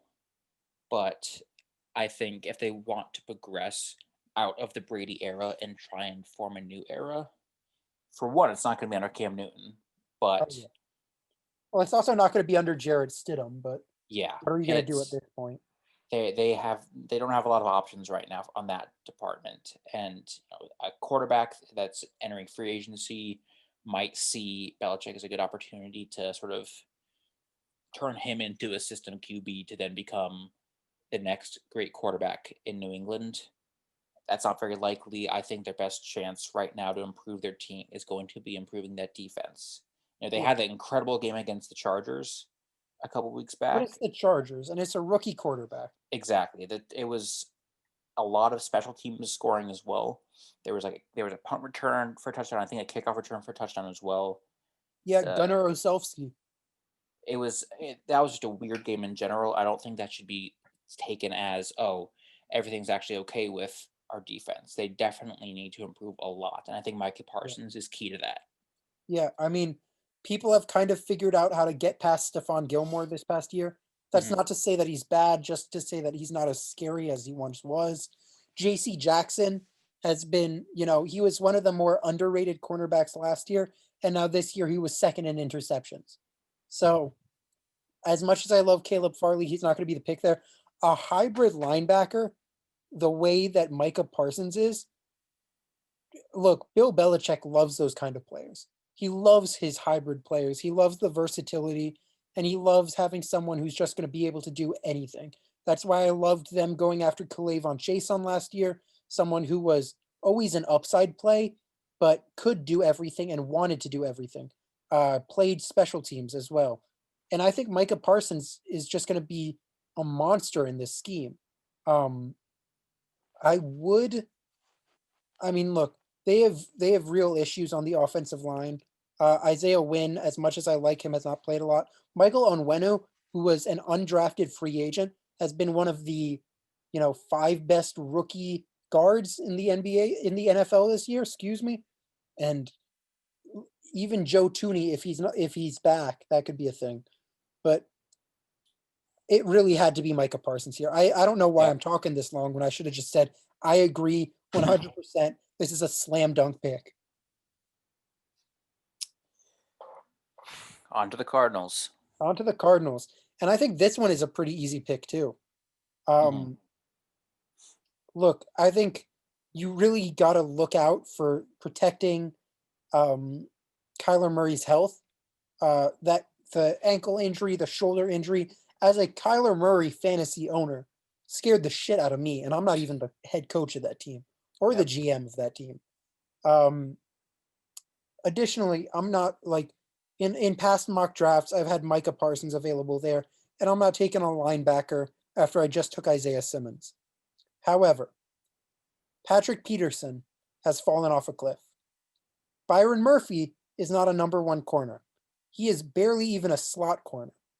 The Cardinals do not have a single good cornerback on the team. And as much as I value the offensive line, I think it can wait a little bit. I think you have enough to work with there. I don't think you have enough to work with for cornerbacks, and as such, I'm taking Caleb Farley. I think that is the clearest choice there, and there's a lot of things that they could improve on as a team. And like coaching and not throwing away their chance to be a wild card team, but there's a lot of things that they can improve on, but they have an incredible quarterback there that is pretty much single-handedly was leading that team to victory for most of their weeks. And the one game that they didn't have him is the game that they lost. The game that they needed to win. And it's the thing that they get kills on the most, as you said, is just that defense being sort of empty, especially in the secondary. It is the clear choice for them to improve that team. They already have Budda Baker, who is a great player. He's a Pro Bowl linebacker this year, and he's a safety. But like the biggest thing about him is they got ahead of the contract thing so quickly. Yep. They are now going to end up underpaying him because Eddie Jackson still needs to be paid, and Eddie Jackson to me is a far better player than Budda Baker. Yeah, I could see maybe also taking a running back for the Cardinals. That's what I was about to say. If somebody else isn't there. Drake. I like Chase Edmonds. I don't think either of them is great. I think if they really wanted to push this offense to the next level, I would actually go Travis Etienne over Najee Harris because I think the option game between Travis Etienne and Kyler Murray would be kind of nasty. Yeah. I just think they would much rather trade up from their second round pick than just take that at 16. Yeah, and the thing with that as well is just it's a tough spot for a team when your best rusher is your quarterback. Oh yeah. And it's worked out well for like the Ravens. They finally won that playoff game this past weekend, but Yep. they they definitely need to try and emulate that. And the Ravens picked up a great running back who has started to shine lately. We're That hearing the Ohio State bias a little bit here, but Hey, Dobbins has had a touchdown in 7 games in a row now, yep. so he I is. mean, look, I picked the Ravens to win that game. I'm not sure you did. Who did they play? Titans. I did pick the Titans to win that. You're right. Now, that is there's a lot of things that this Cardinals team needs to work on, and I've been to a Cardinals game before and saw in person that there's a lot missing there. And granted, they were playing the Browns last season, and Yep. last season's Browns was a terrible team. And Freddie Kitchens is one of the worst coaches in NFL history. But they there's a lot there that they have going for them. And as you said, and as I've said multiple times, that cornerback position is the big one that they need to fill. And Caleb Farley is a phenomenal pick for them for that. Yeah, definitely. God, we have the Raiders here. Uh-oh. So here's the issue. I don't like Derek Carr. Their offensive line is old as hell. They desperately need edge presence because they have nothing to work with there, but their linebacker core is so awful and they need a new safety. Yeah. I just summed up everything for the Raiders that you need to know. They have offensive cornerstones. Henry Ruggs is really good. Nelson Aguilar got so much better somehow. He left the Eagles and then immediately learned how to catch. So now all of his, speed and strength at the catch point is actually being used. And then you have Josh Jacobs, who is one of the better running backs in the NFL. Very good. Has some injury issues at this point, but is exciting. And then you have Darren Waller, who to me has now thrown himself into the top tier of tight ends, along with Yeah. George Kittle and Travis Kelce. I'd say he's the third best tight end in the league right now. Yeah. And the So- second best this past season because Kittle was out for most Kittle of it. didn't play. Yep. So there's a whole lot to be excited for there. However, their issues are massive, and you can't ignore those issues.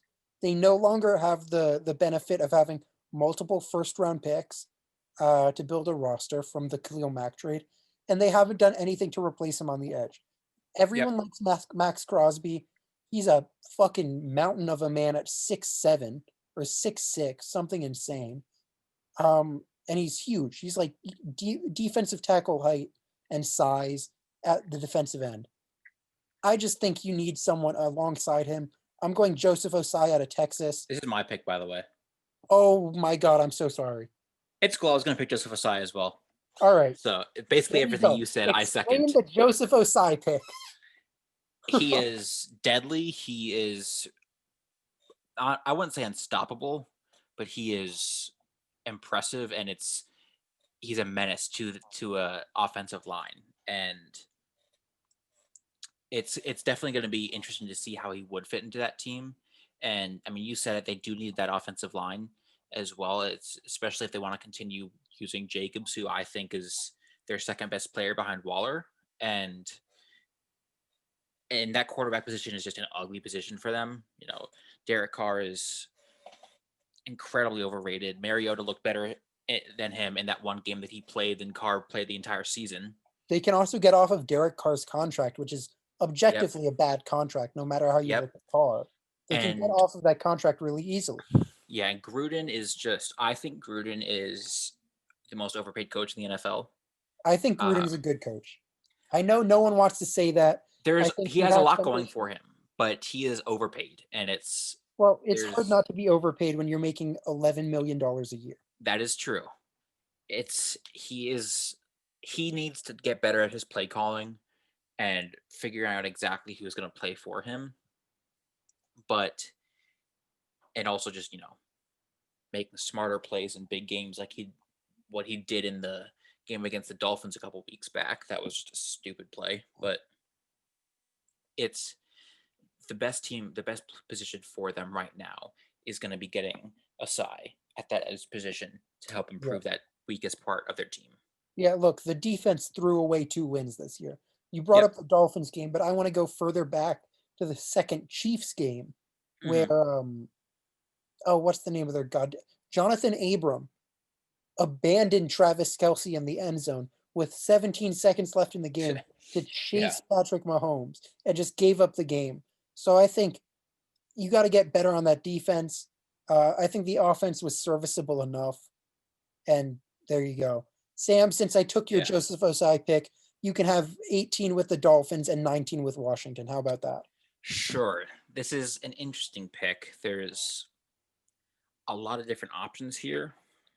Oh, yeah. Now, I think that if I didn't have them taking Smith at 3, I would have gone for Rashad Bateman here. Man, I love me some Rashad Bateman. I think he's fun to such watch. a good player, but Yeah, he's fun to watch. He's a great player. Now, I think that their next best option is going to be improving their defense. And that is I think their best option for improving their defense is going to be through Jeremiah Owusu-Koramoah. Whoa. All right. A And coverage linebacker makes sense.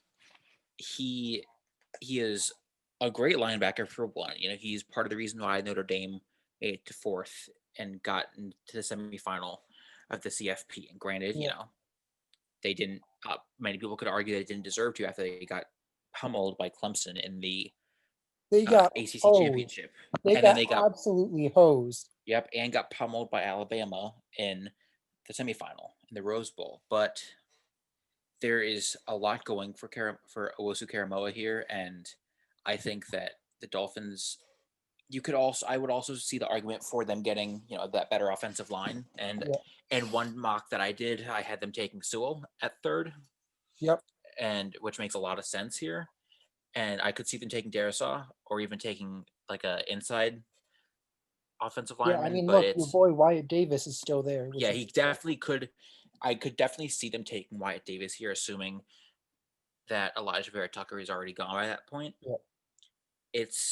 I think that if they can't get on an offensive lineman to sort of protect Tua and also, you know, keep Myles Gaskin happy, it's gonna be the best choice for them would be getting that linebacker from Notre Dame. Yeah. Also, a fun storyline to watch would have been Gregory Rousseau. Yeah. I am not high on Gregory Rousseau at all.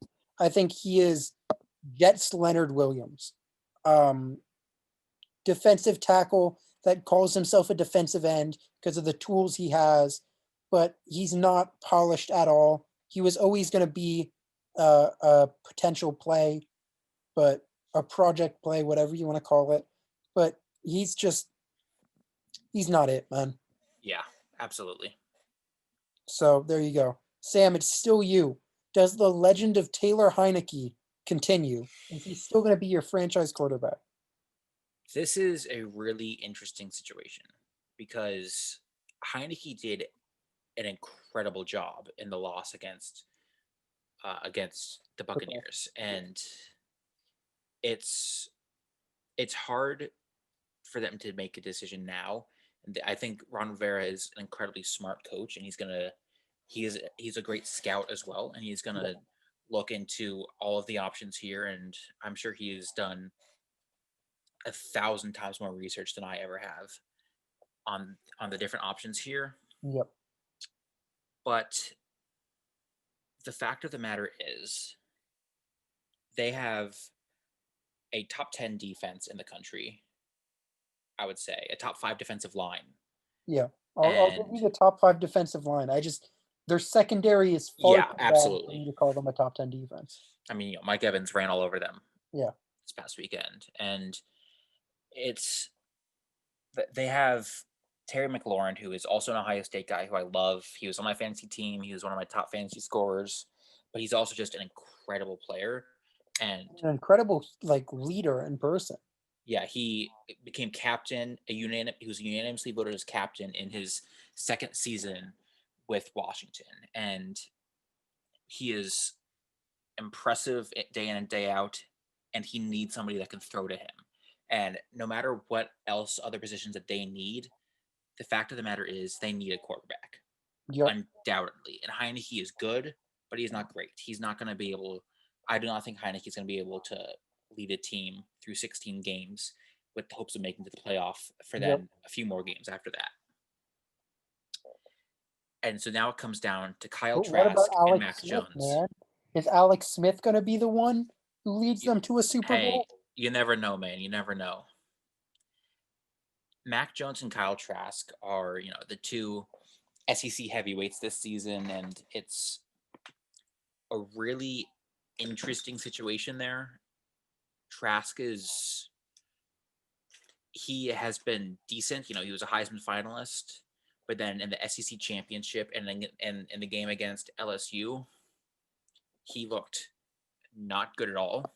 Yeah, I mean, going back to the Panthers pick, Kyle Trask looked awful without Kyle Pitts. So Yep, and it's something that he knows. I think now. I think he knows that the loss that they had those two games is it killed his chance for being a first round pick.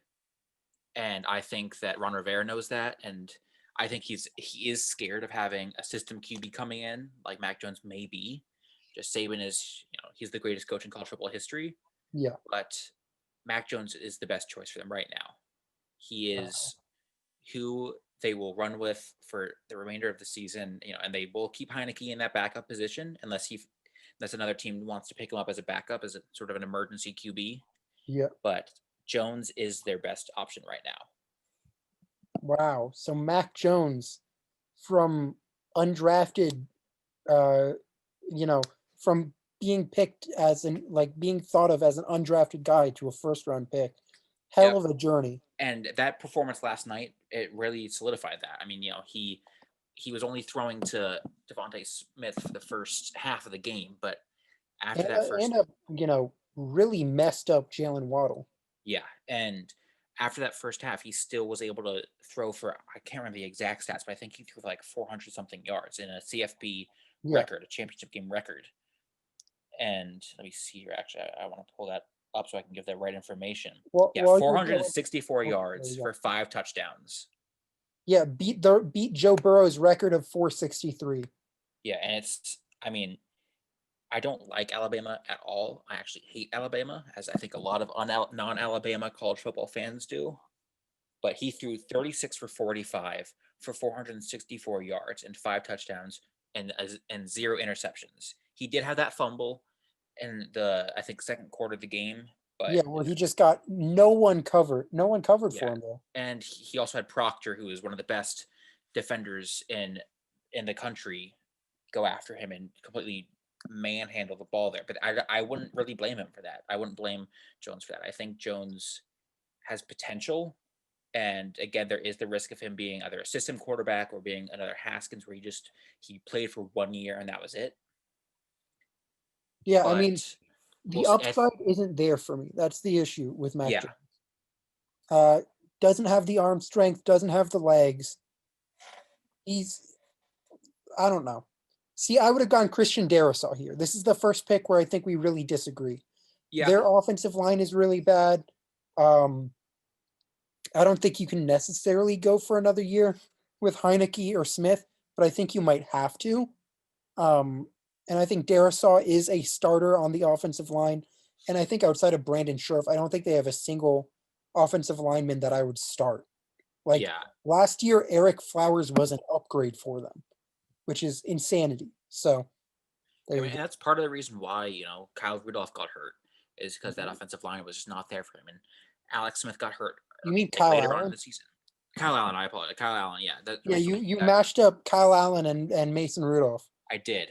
But yes, Kyle Allen, he is the one and somehow came together to make the Vikings tight end. Yes, it did. It's been a long day. Yeah, I feel that. Now Kyle Allen his injury was basically similar to Burrow in a less severe sense, was because of that offensive line not being there for him. And I do completely agree with you on that pick for that. But I do think that their number one concern right now, unless they can figure out that they could get hell maybe Minshew or somebody like that, and after they draft Lawrence, but there aren't a huge amount of quarterbacks that are going to be available. Yeah. And so I think that their best bet right now would be drafting a quarterback. Yeah. I mean, I would be really scared of a Jacoby Brissett-led Washington football team, Yeah. or even a Ryan Fitzpatrick-led Washington football team. But I do understand why you want to draft someone. Yep. I mean, as we go into Chicago, I'm taking Christian Darrisaw for the Yeah. same reason I would have taken him for Washington. Like, I understand quarterback's the biggest need, but for me, there's just not a quarterback available that's good enough for me to pass up on what I think will be a day one starter on the offensive line. Mhm. Chicago has an awful offensive line. Yeah. I don't think Nick Foles is. I don't think. Well, Nick Foles or Mitch Trubisky has played themselves into another contract, so they need to figure out something there. I just You don't like the reigning Nickelodeon valuable player? look. He deserves all the credit in the world, and I loved watching him get that. You know, I really wished he would have been slimed instead of Sean Payton, but Yeah. the Bears are going to have to figure something out there. And, you know, again, you talked about this before with the Panthers, in order to, or whoever it was, in order to get a free agent quarterback, you need a good offensive line. Yep. And the Bears are really going to have to go shopping for a free agent quarterback. And step one of that, they have the weapons. If they can bring back Allen Robinson, which it doesn't look like they're going to do, even then, I really like Darnell Mooney. I think Anthony Miller is pretty underrated. And David Montgomery ended the season off on a tear. And, you know, Tariq Cohen is still going to be there after the offseason. So Yeah. I think you have enough talent there to, if you get a decent enough offensive line, you can attract someone. And I think Darrisaw, even though I don't think he is, you know, in my top 3 tackles, he's still going to be a starter for me. So there you go. Yeah. I do agree with you pretty much on all points there. There you go. Sam, the Indianapolis Colts, you know, great draft class last year. Absolutely great draft class. Michael Pittman in the second, Jonathan Taylor in the second, traded their first for DeForest Buckner, and that worked out real well. They had a great offseason last year. Where are they going to go from here? This is a really interesting situation because I think I am with most people here when I think that Rivers is retiring after this season. And, even the draft network says their number one need is a quarterback, and that is absolutely true. Yep. But I don't think there's a good enough quarterback for them to draft first in the first round. They're going to go for one, maybe 4th or 5th round. And I think right now, their best option is going to be Rashad Bateman to sort of improve those offensive weapons. Jonathan Taylor had a hell of a season. If I think the argument could be made that if it wasn't for Herbert or Justin Jefferson, that Jonathan Taylor could get the Offensive Rookie of the Year. Yeah, I mean, he finished the season off on an absolute tear. Yeah, he was phenomenal. And I think one of the biggest reasons why they were able to make that wild card. And even nearly beat the Bills in that wild card. Yep. And he had a couple of games where he was absent, but that team needs just those continuing passing availability for them. And Phillip Rivers' arm is not what it used to be, so they didn't really have a lot of options for going down field. But getting a good wide receiver, and Rashad Bateman is definitely going to incentivize players wanting to play there if they're getting drafted as a quarterback, or players wanting to get traded there as a quarterback. And let me just say, I love Rashad Bateman. He dealt with an awful quarterback at Minnesota and still looked incredible. I am genuinely hoping that he makes it to the second round if we go to a defensive player in the first, because him on the Giants would make my dreams come true. Yeah. He is really good. Additionally, there is no reason at all why Marlon Mack should be back on the Colts next year. Zero. I know he just tore his ACL and you don't want to throw someone out after a bad injury because that makes you look bad, but there is no reason for that whatsoever. Yep. All right. Number 22. Here we are with the Titans, one of the most unlikable teams in the NFL, but that's beside the point. Their needs are pretty simple. It's their defense fell apart at the end of the year, couldn't stop the run, couldn't get to the passer. The Jadeveon Clowney signing has been bad. He's been awful. The Vic Beasley signing didn't even make it through half of the year. So what does it sound like they need? Well, Draft Network says edge. I say edge. Expert says edge. The Titans front office tried to fill edge earlier this year, so it's going to be edge. The only other option is J.C. Horn, but they took Christian Fulton in the second round last year, who I really like. They don't need corner that bad. Zaven Collins makes a little sense, but even then, I'm going Gregory Rousseau. The Titans have been known to make big upside plays, as you saw with Isaiah Wilson in last year in the first round. He's a tackle that hasn't played for them. Serious character concerns, but he was an absolute mauler in the run game for Georgia. He was like massive and incredibly strong. Gregory Rousseau is the same thing as a defensive end. He's massive, long-ass arms, incredibly strong, incredibly fast. He's an edge presence, which is what the Titans desperately need. I don't think he'll be very good year one, but the Titans should be able to bring him along slowly enough. And Jeffrey Simmons should make his life so much easier as a defensive tackle next to him.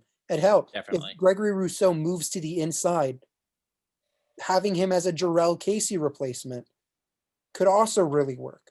So I think Gregory Rousseau finds his home in Tennessee. Certainly isn't, the top 10 status that he really wanted before the year after he opted out, but he just was not impressive enough on the tape. And you can't just draft for physical attributes in the top 15, top 20, and no one's done that. So the Titans happily get their project player here, and Gregory Rousseau finds a position that may be able to maximize him. So that's exactly the place that I had him going as well. So we agree on that. Awesome. Well, then we don't need to go that far into it. Sam, Jets' second pick. Of course, we gave them Zach Wilson. I gave them Zach Wilson. You got your chance here. Another New York team. Where are you going with this pick? It is weird for them because that team is utterly terrible. I disagree. I think there's some talent on the roster, but there are some huge holes. Yeah, and I think that one thing that they see is the shine and the sort of allure of Travis Etienne. And that's why I think that their best chance to improve that offense, along with getting Zach Wilson, is going to be drafting Travis Etienne. Wow. Because I know that you and I are both Najee Harris running back one people. Yeah. So. And I think that it's possible that they would take Najee Harris over Etienne, but I think Etienne's sort of career speaks for itself. It's sort of like, both he and Lawrence were a bit, muted in the semifinal this season. Yep. And if that was their freshman year, I don't think that would look good for them going forward. But the fact that they both had incredible seasons. Yeah. I mean, look, before the playoffs, and I think just before that, I was Travis Etienne running back one. Yeah. And I love his evasiveness. He is, to me, just another Saquon. Yep. And I think he's going to be great for also sort of those check down plays where if Zach Wilson, get out of jail free card. Absolutely. If they don't have a lot of tight ends going for them, so it's not like they have great options with check downs. So having a good running back who can catch is going to be key in getting the ball forward on those must progress plays. Yeah. And I think Etienne is the key to that. Before I go into the Steelers pick, Well, I also want to talk about. I don't think Najee Harris would fit them at all, because Yeah. I think Najee Harris, as he's a powerful runner in between the tackles, and him behind Mekhi Becton would be absolutely nasty. But if you look at the rest of it, he is a very good receiver, but he also isn't a receiver that's going to generate space in the same way that Etienne will. And when you have a young quarterback, Najee Harris is going to be better for a veteran quarterback. When you have a young quarterback, getting him someone like Etienne who will make his life easier, so much more important. Definitely. So I'm also looking forward to having the Browns having your pick, because you are a Browns fan, and I now get to Yes. pick for you. But before we get to get that, we got to go to a division rival of theirs, someone who they just knocked out and absolutely embarrassed, Corvette, the Pittsburgh Steelers. And Oh, they yeah. failed at running all year, so I think Najee Harris looks really nice here. But and 2 running backs going in the first round would be super surprising. I just It think you would. look at this. Look, Joe Hayden is their number 1 corner. Joe Hayden is old as hell.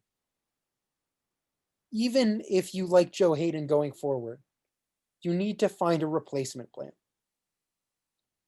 I really like J.C. Horn as a cornerback out of South Carolina, and I think he makes the most sense for them. I think you can find a good running back later on. I looked at where is he? I looked at Liam Eichenberg for the Steelers because I think they need tackle depth. I think they need help on the O line. I think that's a big part of why they weren't able to run the ball. But I think getting a replacement plan, for getting a cornerback 2 for right now is so important for them. And they don't need Zaven Collins. They have linebacker help. They don't need Terrence Marshall, Nick Bolton, all of that. You start looking down the list. It's okay. Is it offensive tackle or is it corner? And I thought the value play for J.C. Horn was far better than any of the tackles I could have gotten here. Yeah, and I do agree with you on this pick. My one sort of drawback now is the fact that Pouncey did announce that he is retiring, or Did he really? a rumor came out that he's going to Yeah. retire, and it would not surprise me. And that offense is gonna change a decent bit Yeah. in the next couple months. I predict Ben will retire, and I think I'm assuming those Pouncey rumors are true, Hell, and the he's going to Steelers are retire. hoping Ben retires. Yeah, and Mason Rudolph is not the vibe. At all. He has the biggest ego you could possibly imagine, and he has not ever backed that up. And there's a lot wrong that they need to fix on that offense, but I think first and foremost, it's that defense that they were one of the best defenses in the country at one point this Yeah. past season, and they have the incredible TJ Watt and Minka Fitzpatrick. Look, that Devin Bush injury was real bad for them. Yeah, That came at and an awful time. yeah, so I do think J.C. Horn is going to be that best call for that team right now. Yeah, I mean, you were bringing it up. If Pouncey is out, I would take a long, hard look at Wyatt Davis here, Yeah, but- absolutely. or The even Creed Humphrey. Yeah, the one thing that would keep me from Wyatt Davis right now is The because injury. he got a really bad injury, and it's Yep. unsure exactly what it is right now. In the college, they don't need to say what injuries are. Yep. So it looked like it might have been like an ACL or something like that. So that would affect things. Knees are a big issue for linemen, and Oh yeah. that's definitely going to be knees one thing for that teams look centers. It's into. the same thing. For Yeah. knees for centers in basketball. There's a lot that they would need to look in, and they'd probably interview him and see exactly how available he would be to be drafted, and Yep. if he is start worthy, especially if Pouncey is retiring. But Yeah. that's definitely going to be one thing that teams will look into is for that. Yep. Absolutely. All right, Sam, Jacksonville. You get to make their second pick just like you made their first. Of course, Trevor Lawrence. So, Yeah, who's it going to be? There's some interesting things here in Jacksonville. I know I say that for every single team, but this team is also not good at all, and they have some high That I can moments. agree with. Robinson had a phenomenal season. Yep. Thank you for Uh, trading him to me in fantasy. You're welcome. I got Odell Beckham Jr. out of that, which was a great deal. You got him Tore his literally ACL a 6 week hours later. before he tore his ACL. Yep, it was awesome. Now, the thing is, they need to protect their quarterback. They had Nick Foles get injured a couple weeks ago, or a couple seasons, a couple years ago. They had Minshew get injured. Yeah. That team is missing a lot in terms of protecting the quarterback. Yep. And so I think that the best option for them is going to be Jalen Mayfield. Wow. So I have been known not to be a huge fan of Jalen Mayfield. He is my 6th ranked tackle, I think. Explain why you like him here. It's interesting. Now, it's no secret that I utterly despise the University of Michigan. Yeah. And, I think that they have the most overpaid coach in all of football, college or otherwise. Even more than Gruden. Even more than Gruden. Way more than Gruden. He's paid half his price. They extended him for a few more years. And it's ridiculous they kept Harbaugh there. And he's a crybaby. He's an idiot. And he can't draw up a play to save his life. Now, one thing that he does have going for him is his recruiting. And Jalen Mayfield was a great prospect in high school. And I think that Harbaugh saw that and picked him. And I think that whoever the coach will be, it might be Harbaugh's, the love of Harbaugh's life, Urban Meyer. Yep. That might be the head coach. And, Urban coached against Mayfield one year. And I think he's aware of him. He always follows the Big Ten, and Yep. Ohio State and Michigan didn't play this year, but it's definitely a player that he is aware of, and that I think these teams are aware of. And I think in order to protect that quarterback, that is my prediction for the offensive rookie of the year next season, and I think pretty much everybody else's. They need to protect him no matter what, and they also need to protect James Robinson. He is a special kid that needs to keep going. I say kid, given that he's older than me and a millionaire, but yeah, he's going to be a long time Jacksonville Jaguar. I think Robinson will be, and look, the similarities to Maurice Jones-Drew are huge. They're there. And Jones-Drew is the best running back in the history of the Jaguars, maybe the best player in the history of the Jaguars. Yeah. And that's the name you want to have connected to you. So I'm a huge fan of Robinson. He's an exciting player, man. Yeah. And just as I said before, that filling that offensive tackle position is going to be key to improving that team as a whole. Yeah, I agree with going tackle here. I would have gone Eichenberg. I think I like Eichenberg more than, Leatherwood or Mayfield.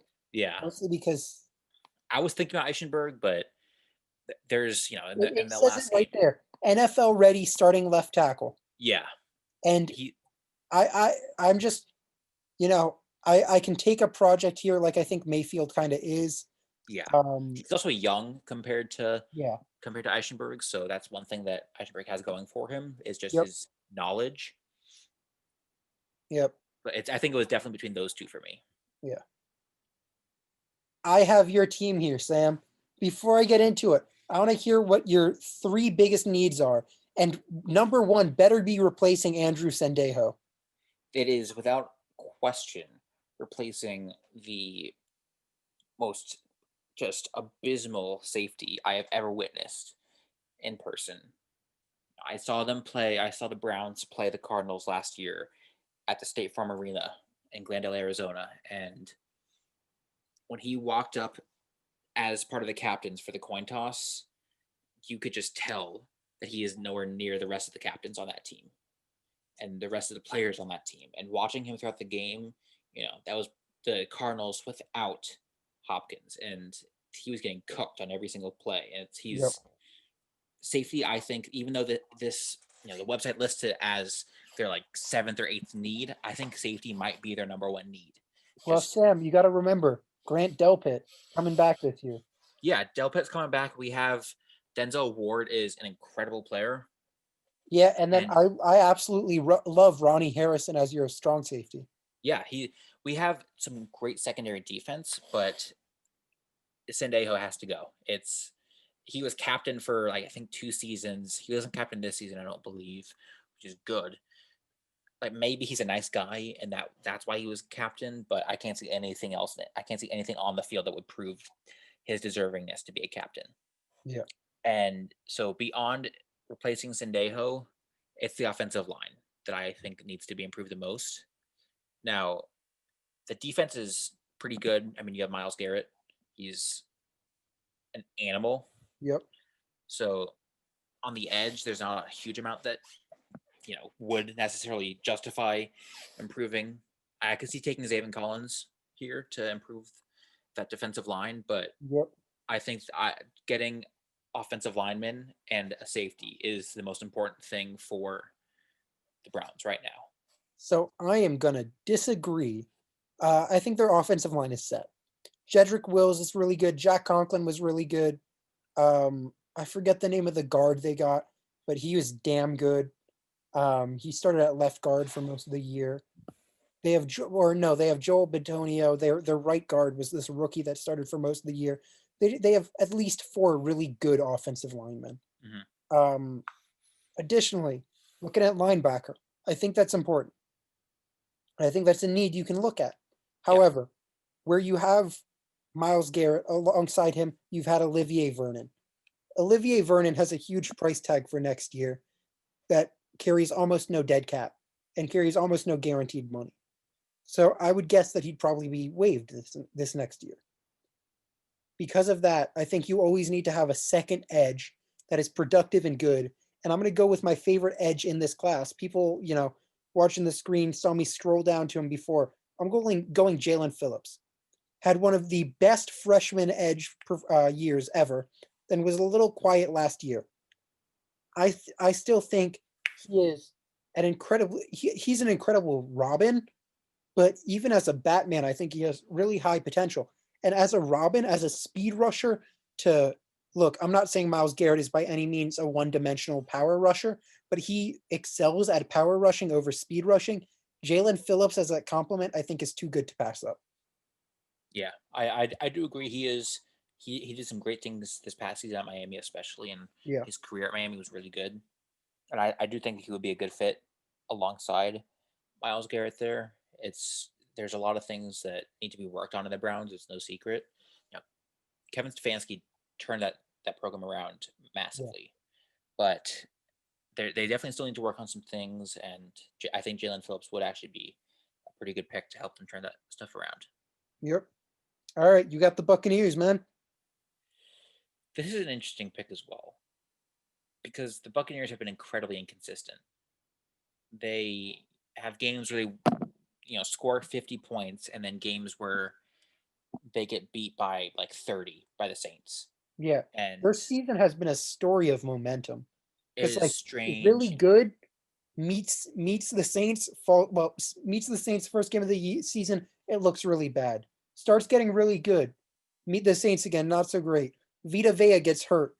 Their defense takes an absolute plunge, and now they're starting to find their way back. Yeah, and then Tyreek Hill put up 250 yards or something like that against them. Yeah, there's a lot of stuff there. Now,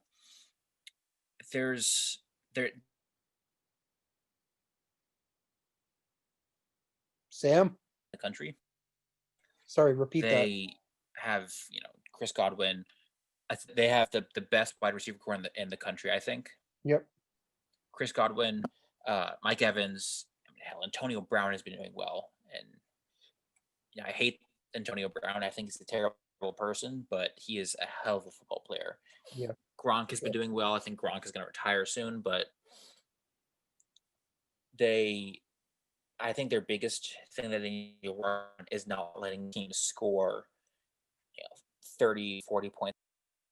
And so I think that their best option that they have remaining here is going to be getting Zaven Collins to help improve that defensive line and stopping that run game. Yeah. I mean, I think Carlton Davis and Devin White are a pretty good linebacker core to begin with. Yeah. But how do you think Zaven Collins complements those guys? I think it's actually been really interesting because Collins has a lot going for him. They play in a small conference, so there's Yep. not a lot of sort of challenge that they have going against, but he's still a he's a big guy. I mean, not a huge guy for a linebacker. He's 6'4", 260, but Yep. he is who you would want to sort of be on a line with, and he's shown that he can tackle. And I haven't seen a lot of his tape, but he has the ability to rush the passer, which is of course necessary when you're playing on that team. And that team does have a good defensive line. There was a time in the season where I think they were ranked like the 4th best defensive line in the country, but they still have a lot that they need to improve on, and they can't let teams run all over them. Because after Allaire didn't do that well in that game, but Kamara did phenomenally both games against them. Yeah. And several other players. I think combining Vita Vea and Zaven Collins as far as run stopping goes is incredible. Yeah.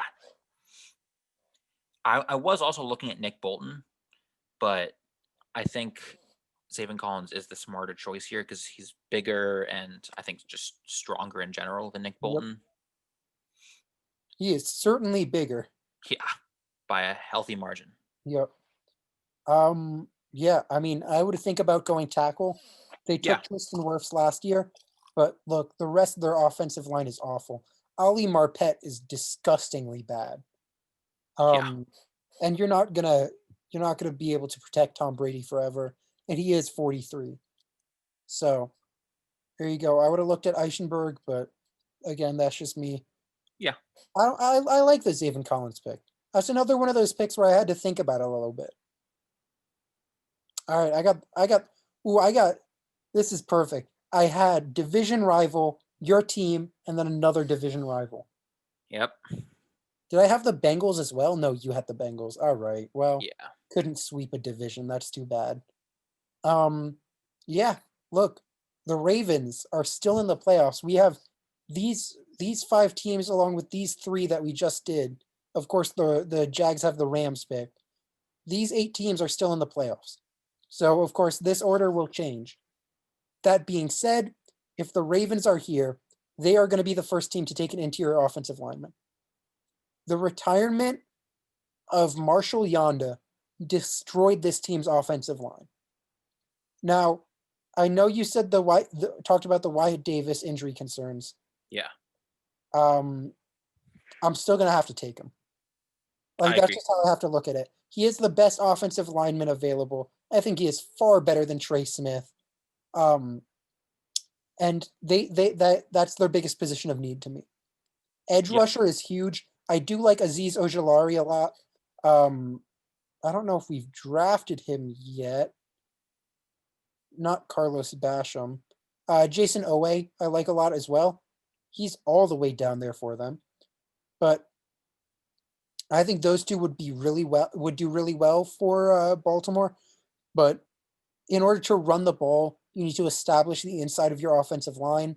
Both of their starting tackles are coming back next year.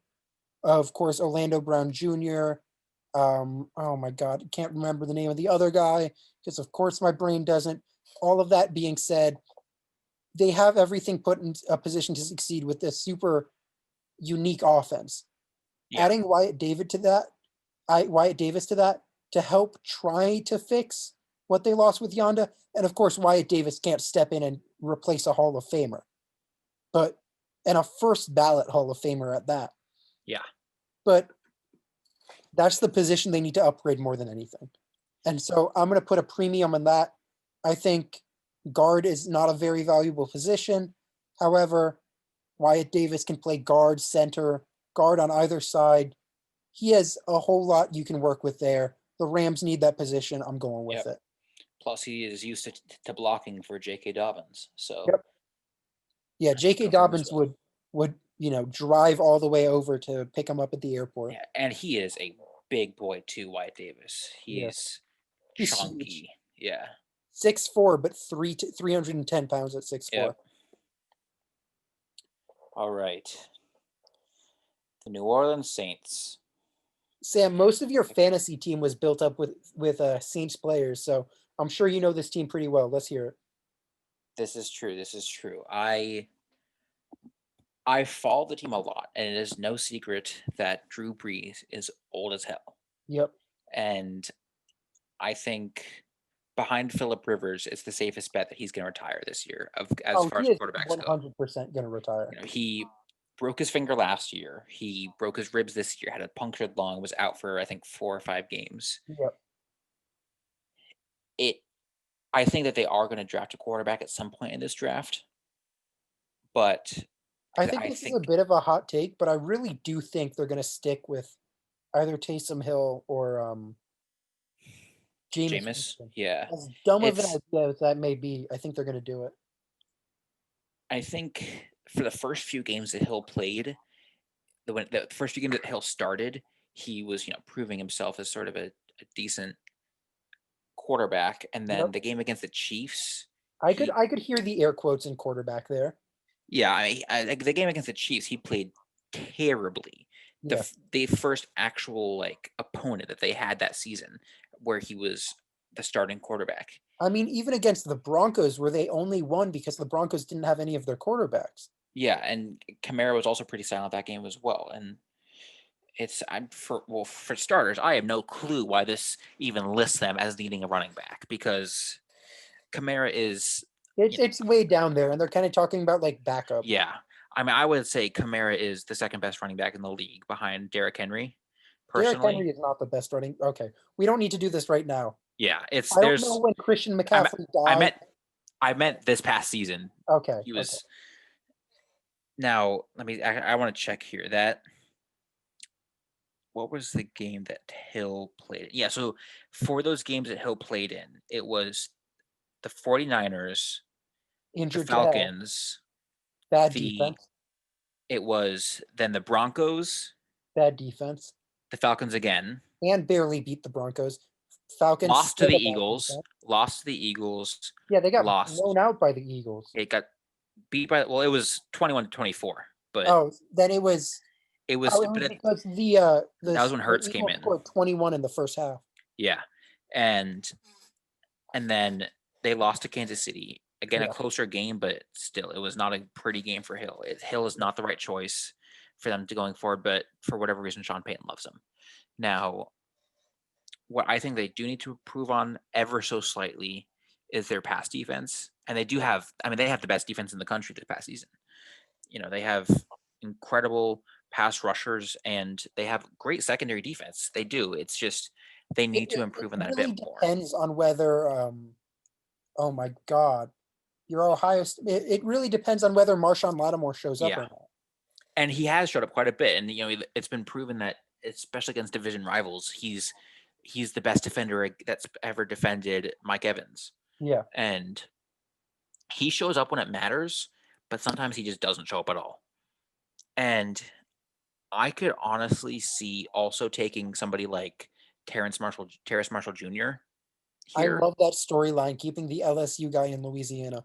Yeah, that would be really, really interesting. But I think that their best pick right now, this is going to be a bit controversial, but I think it's J.C. Horn. Oh, wow. Where do they have him? Wait, no, J.C. Horn went already. Oh, he did? Yes. Oh, yeah. Okay, then it's not going to be J.C. Horn. It's going to be, can you scroll back up to the top? Who's the next cornerback? Yeah, Eric Stokes. It's going to be Eric Stokes. We could do Eric Stokes, or we could do Asante Samuel Jr., who's the next on my personal cornerback ratings. I'm going to go with Stokes. I think that they both of those guys are, I wouldn't say similar, but in terms of level, they're about the same. And so I think you could really go with either one, but they need to improve that secondary defense ever so slightly. And, there's a couple players that they could improve on as well. Let me check here. Who was that I was thinking of? Malcolm Jenkins. Malcolm Jenkins is old as hell as well. Yeah, so. Malcolm Jenkins is also not particularly good. And also an Ohio State Buckeye. Yeah. Fun trivia question. The last Georgia cornerback to go in the first round went not with the 29th pick, but with the 30th pick. What was his name? What year was this? This was 3 years ago. He was taken by the Giants. Fuck, I don't know.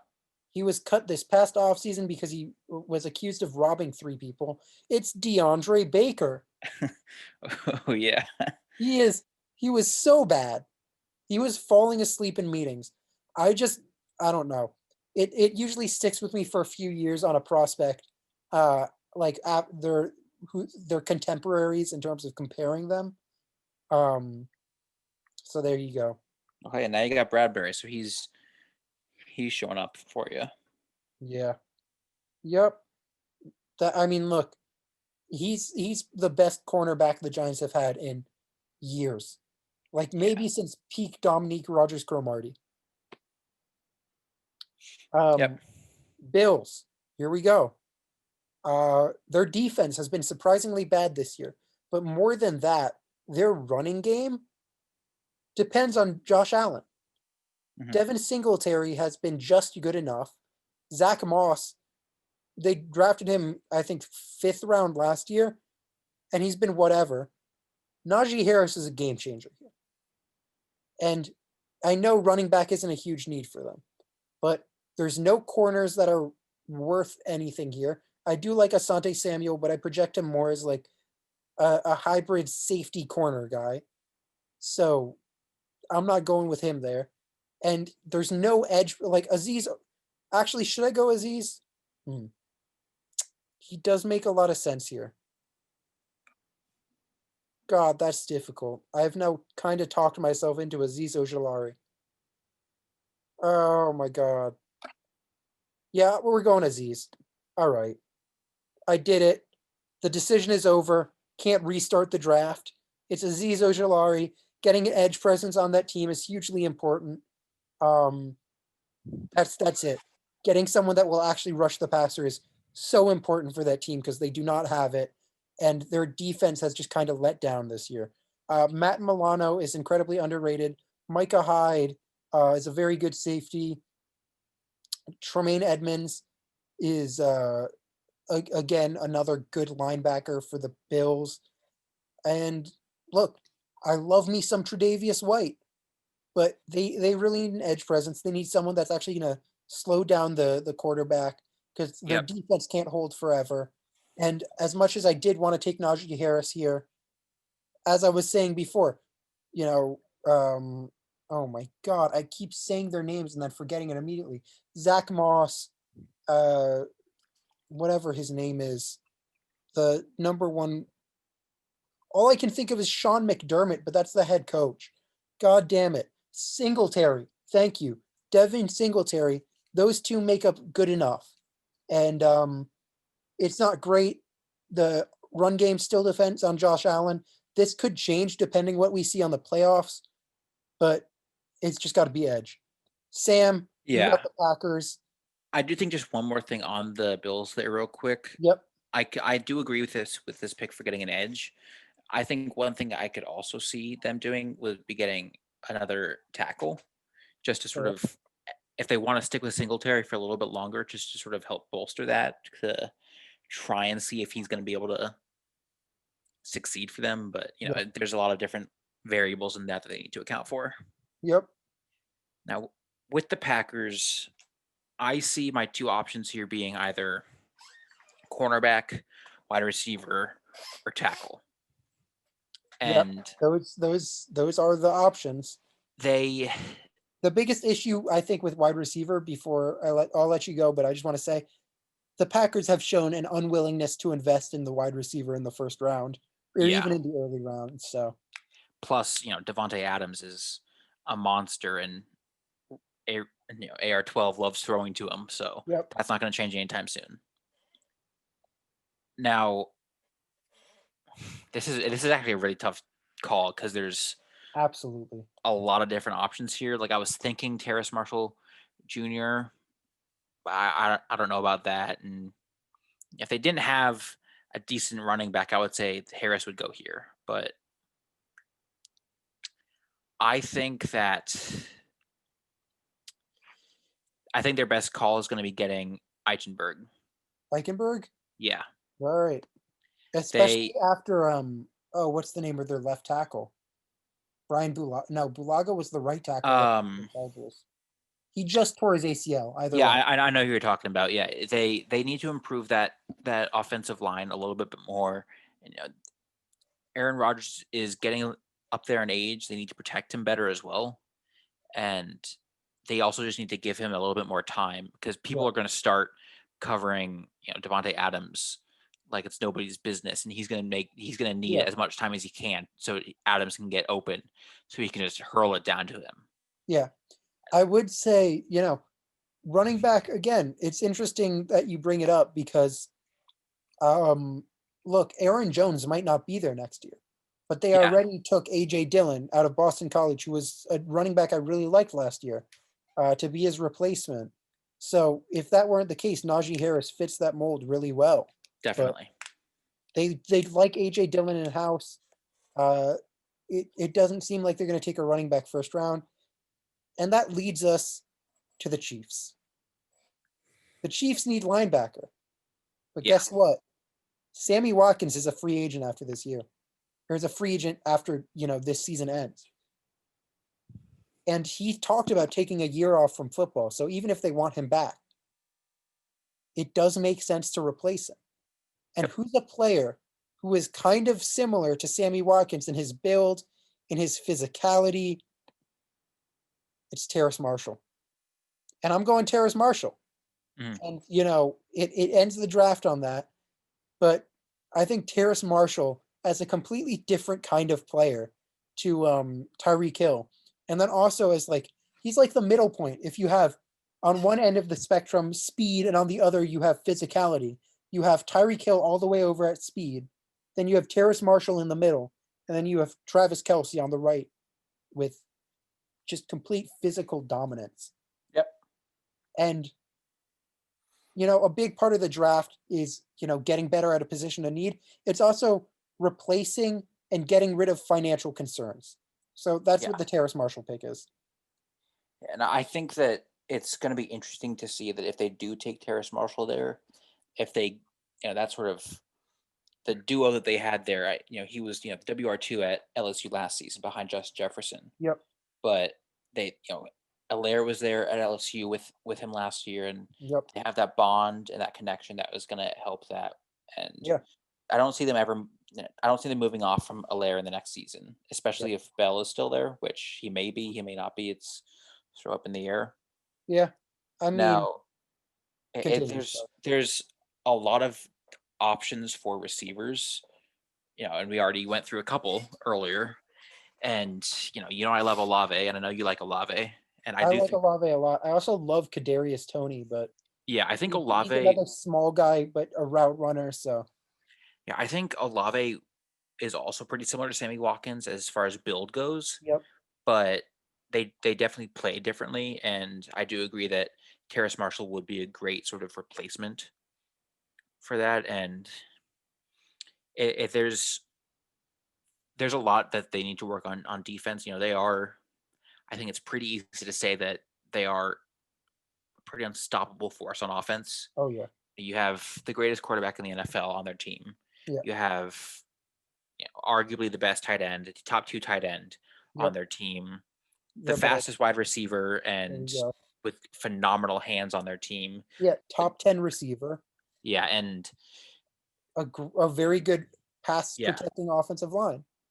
There's a lot going for them, and if they gave Mahomes another weapon, especially one of the caliber of Terrace Marshall, like Marshall or Olave, that would make them. I have them winning the Super Bowl again this year. I could see them three-peating if they gave Mahomes yet another weapon.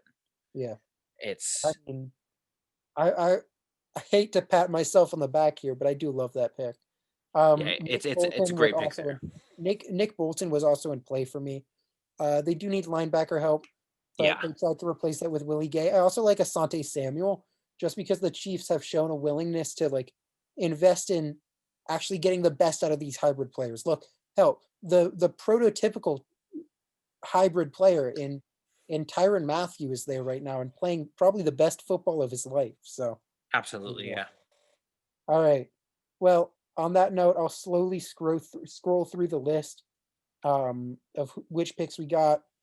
If I'll put time codes into the video as well, so you could see who was taken. But before we head out, Sam, I want to thank you for coming on. If you have Absolutely. anything to plug, do it now. You cleared Uh, your shit, and that's appreciated. I appreciate being on here. It was happy to come on. You know, I love you, buddy. I'm happy to support your show here. Now, I don't really have anything to plug. I'm not famous or anything. So you could change that and follow me on Twitter at I_am_intuition if you feel so inclined. It's a good Now, follow. I would also just plug that you hug your loved ones, be kind to people, and Black Lives Matter. That is a great message to end on. Thank you, everyone, for listening. We'll be back again soon. And until then, stay safe. As Sam said, love your neighbors, and Black Lives Matter. Have a good one.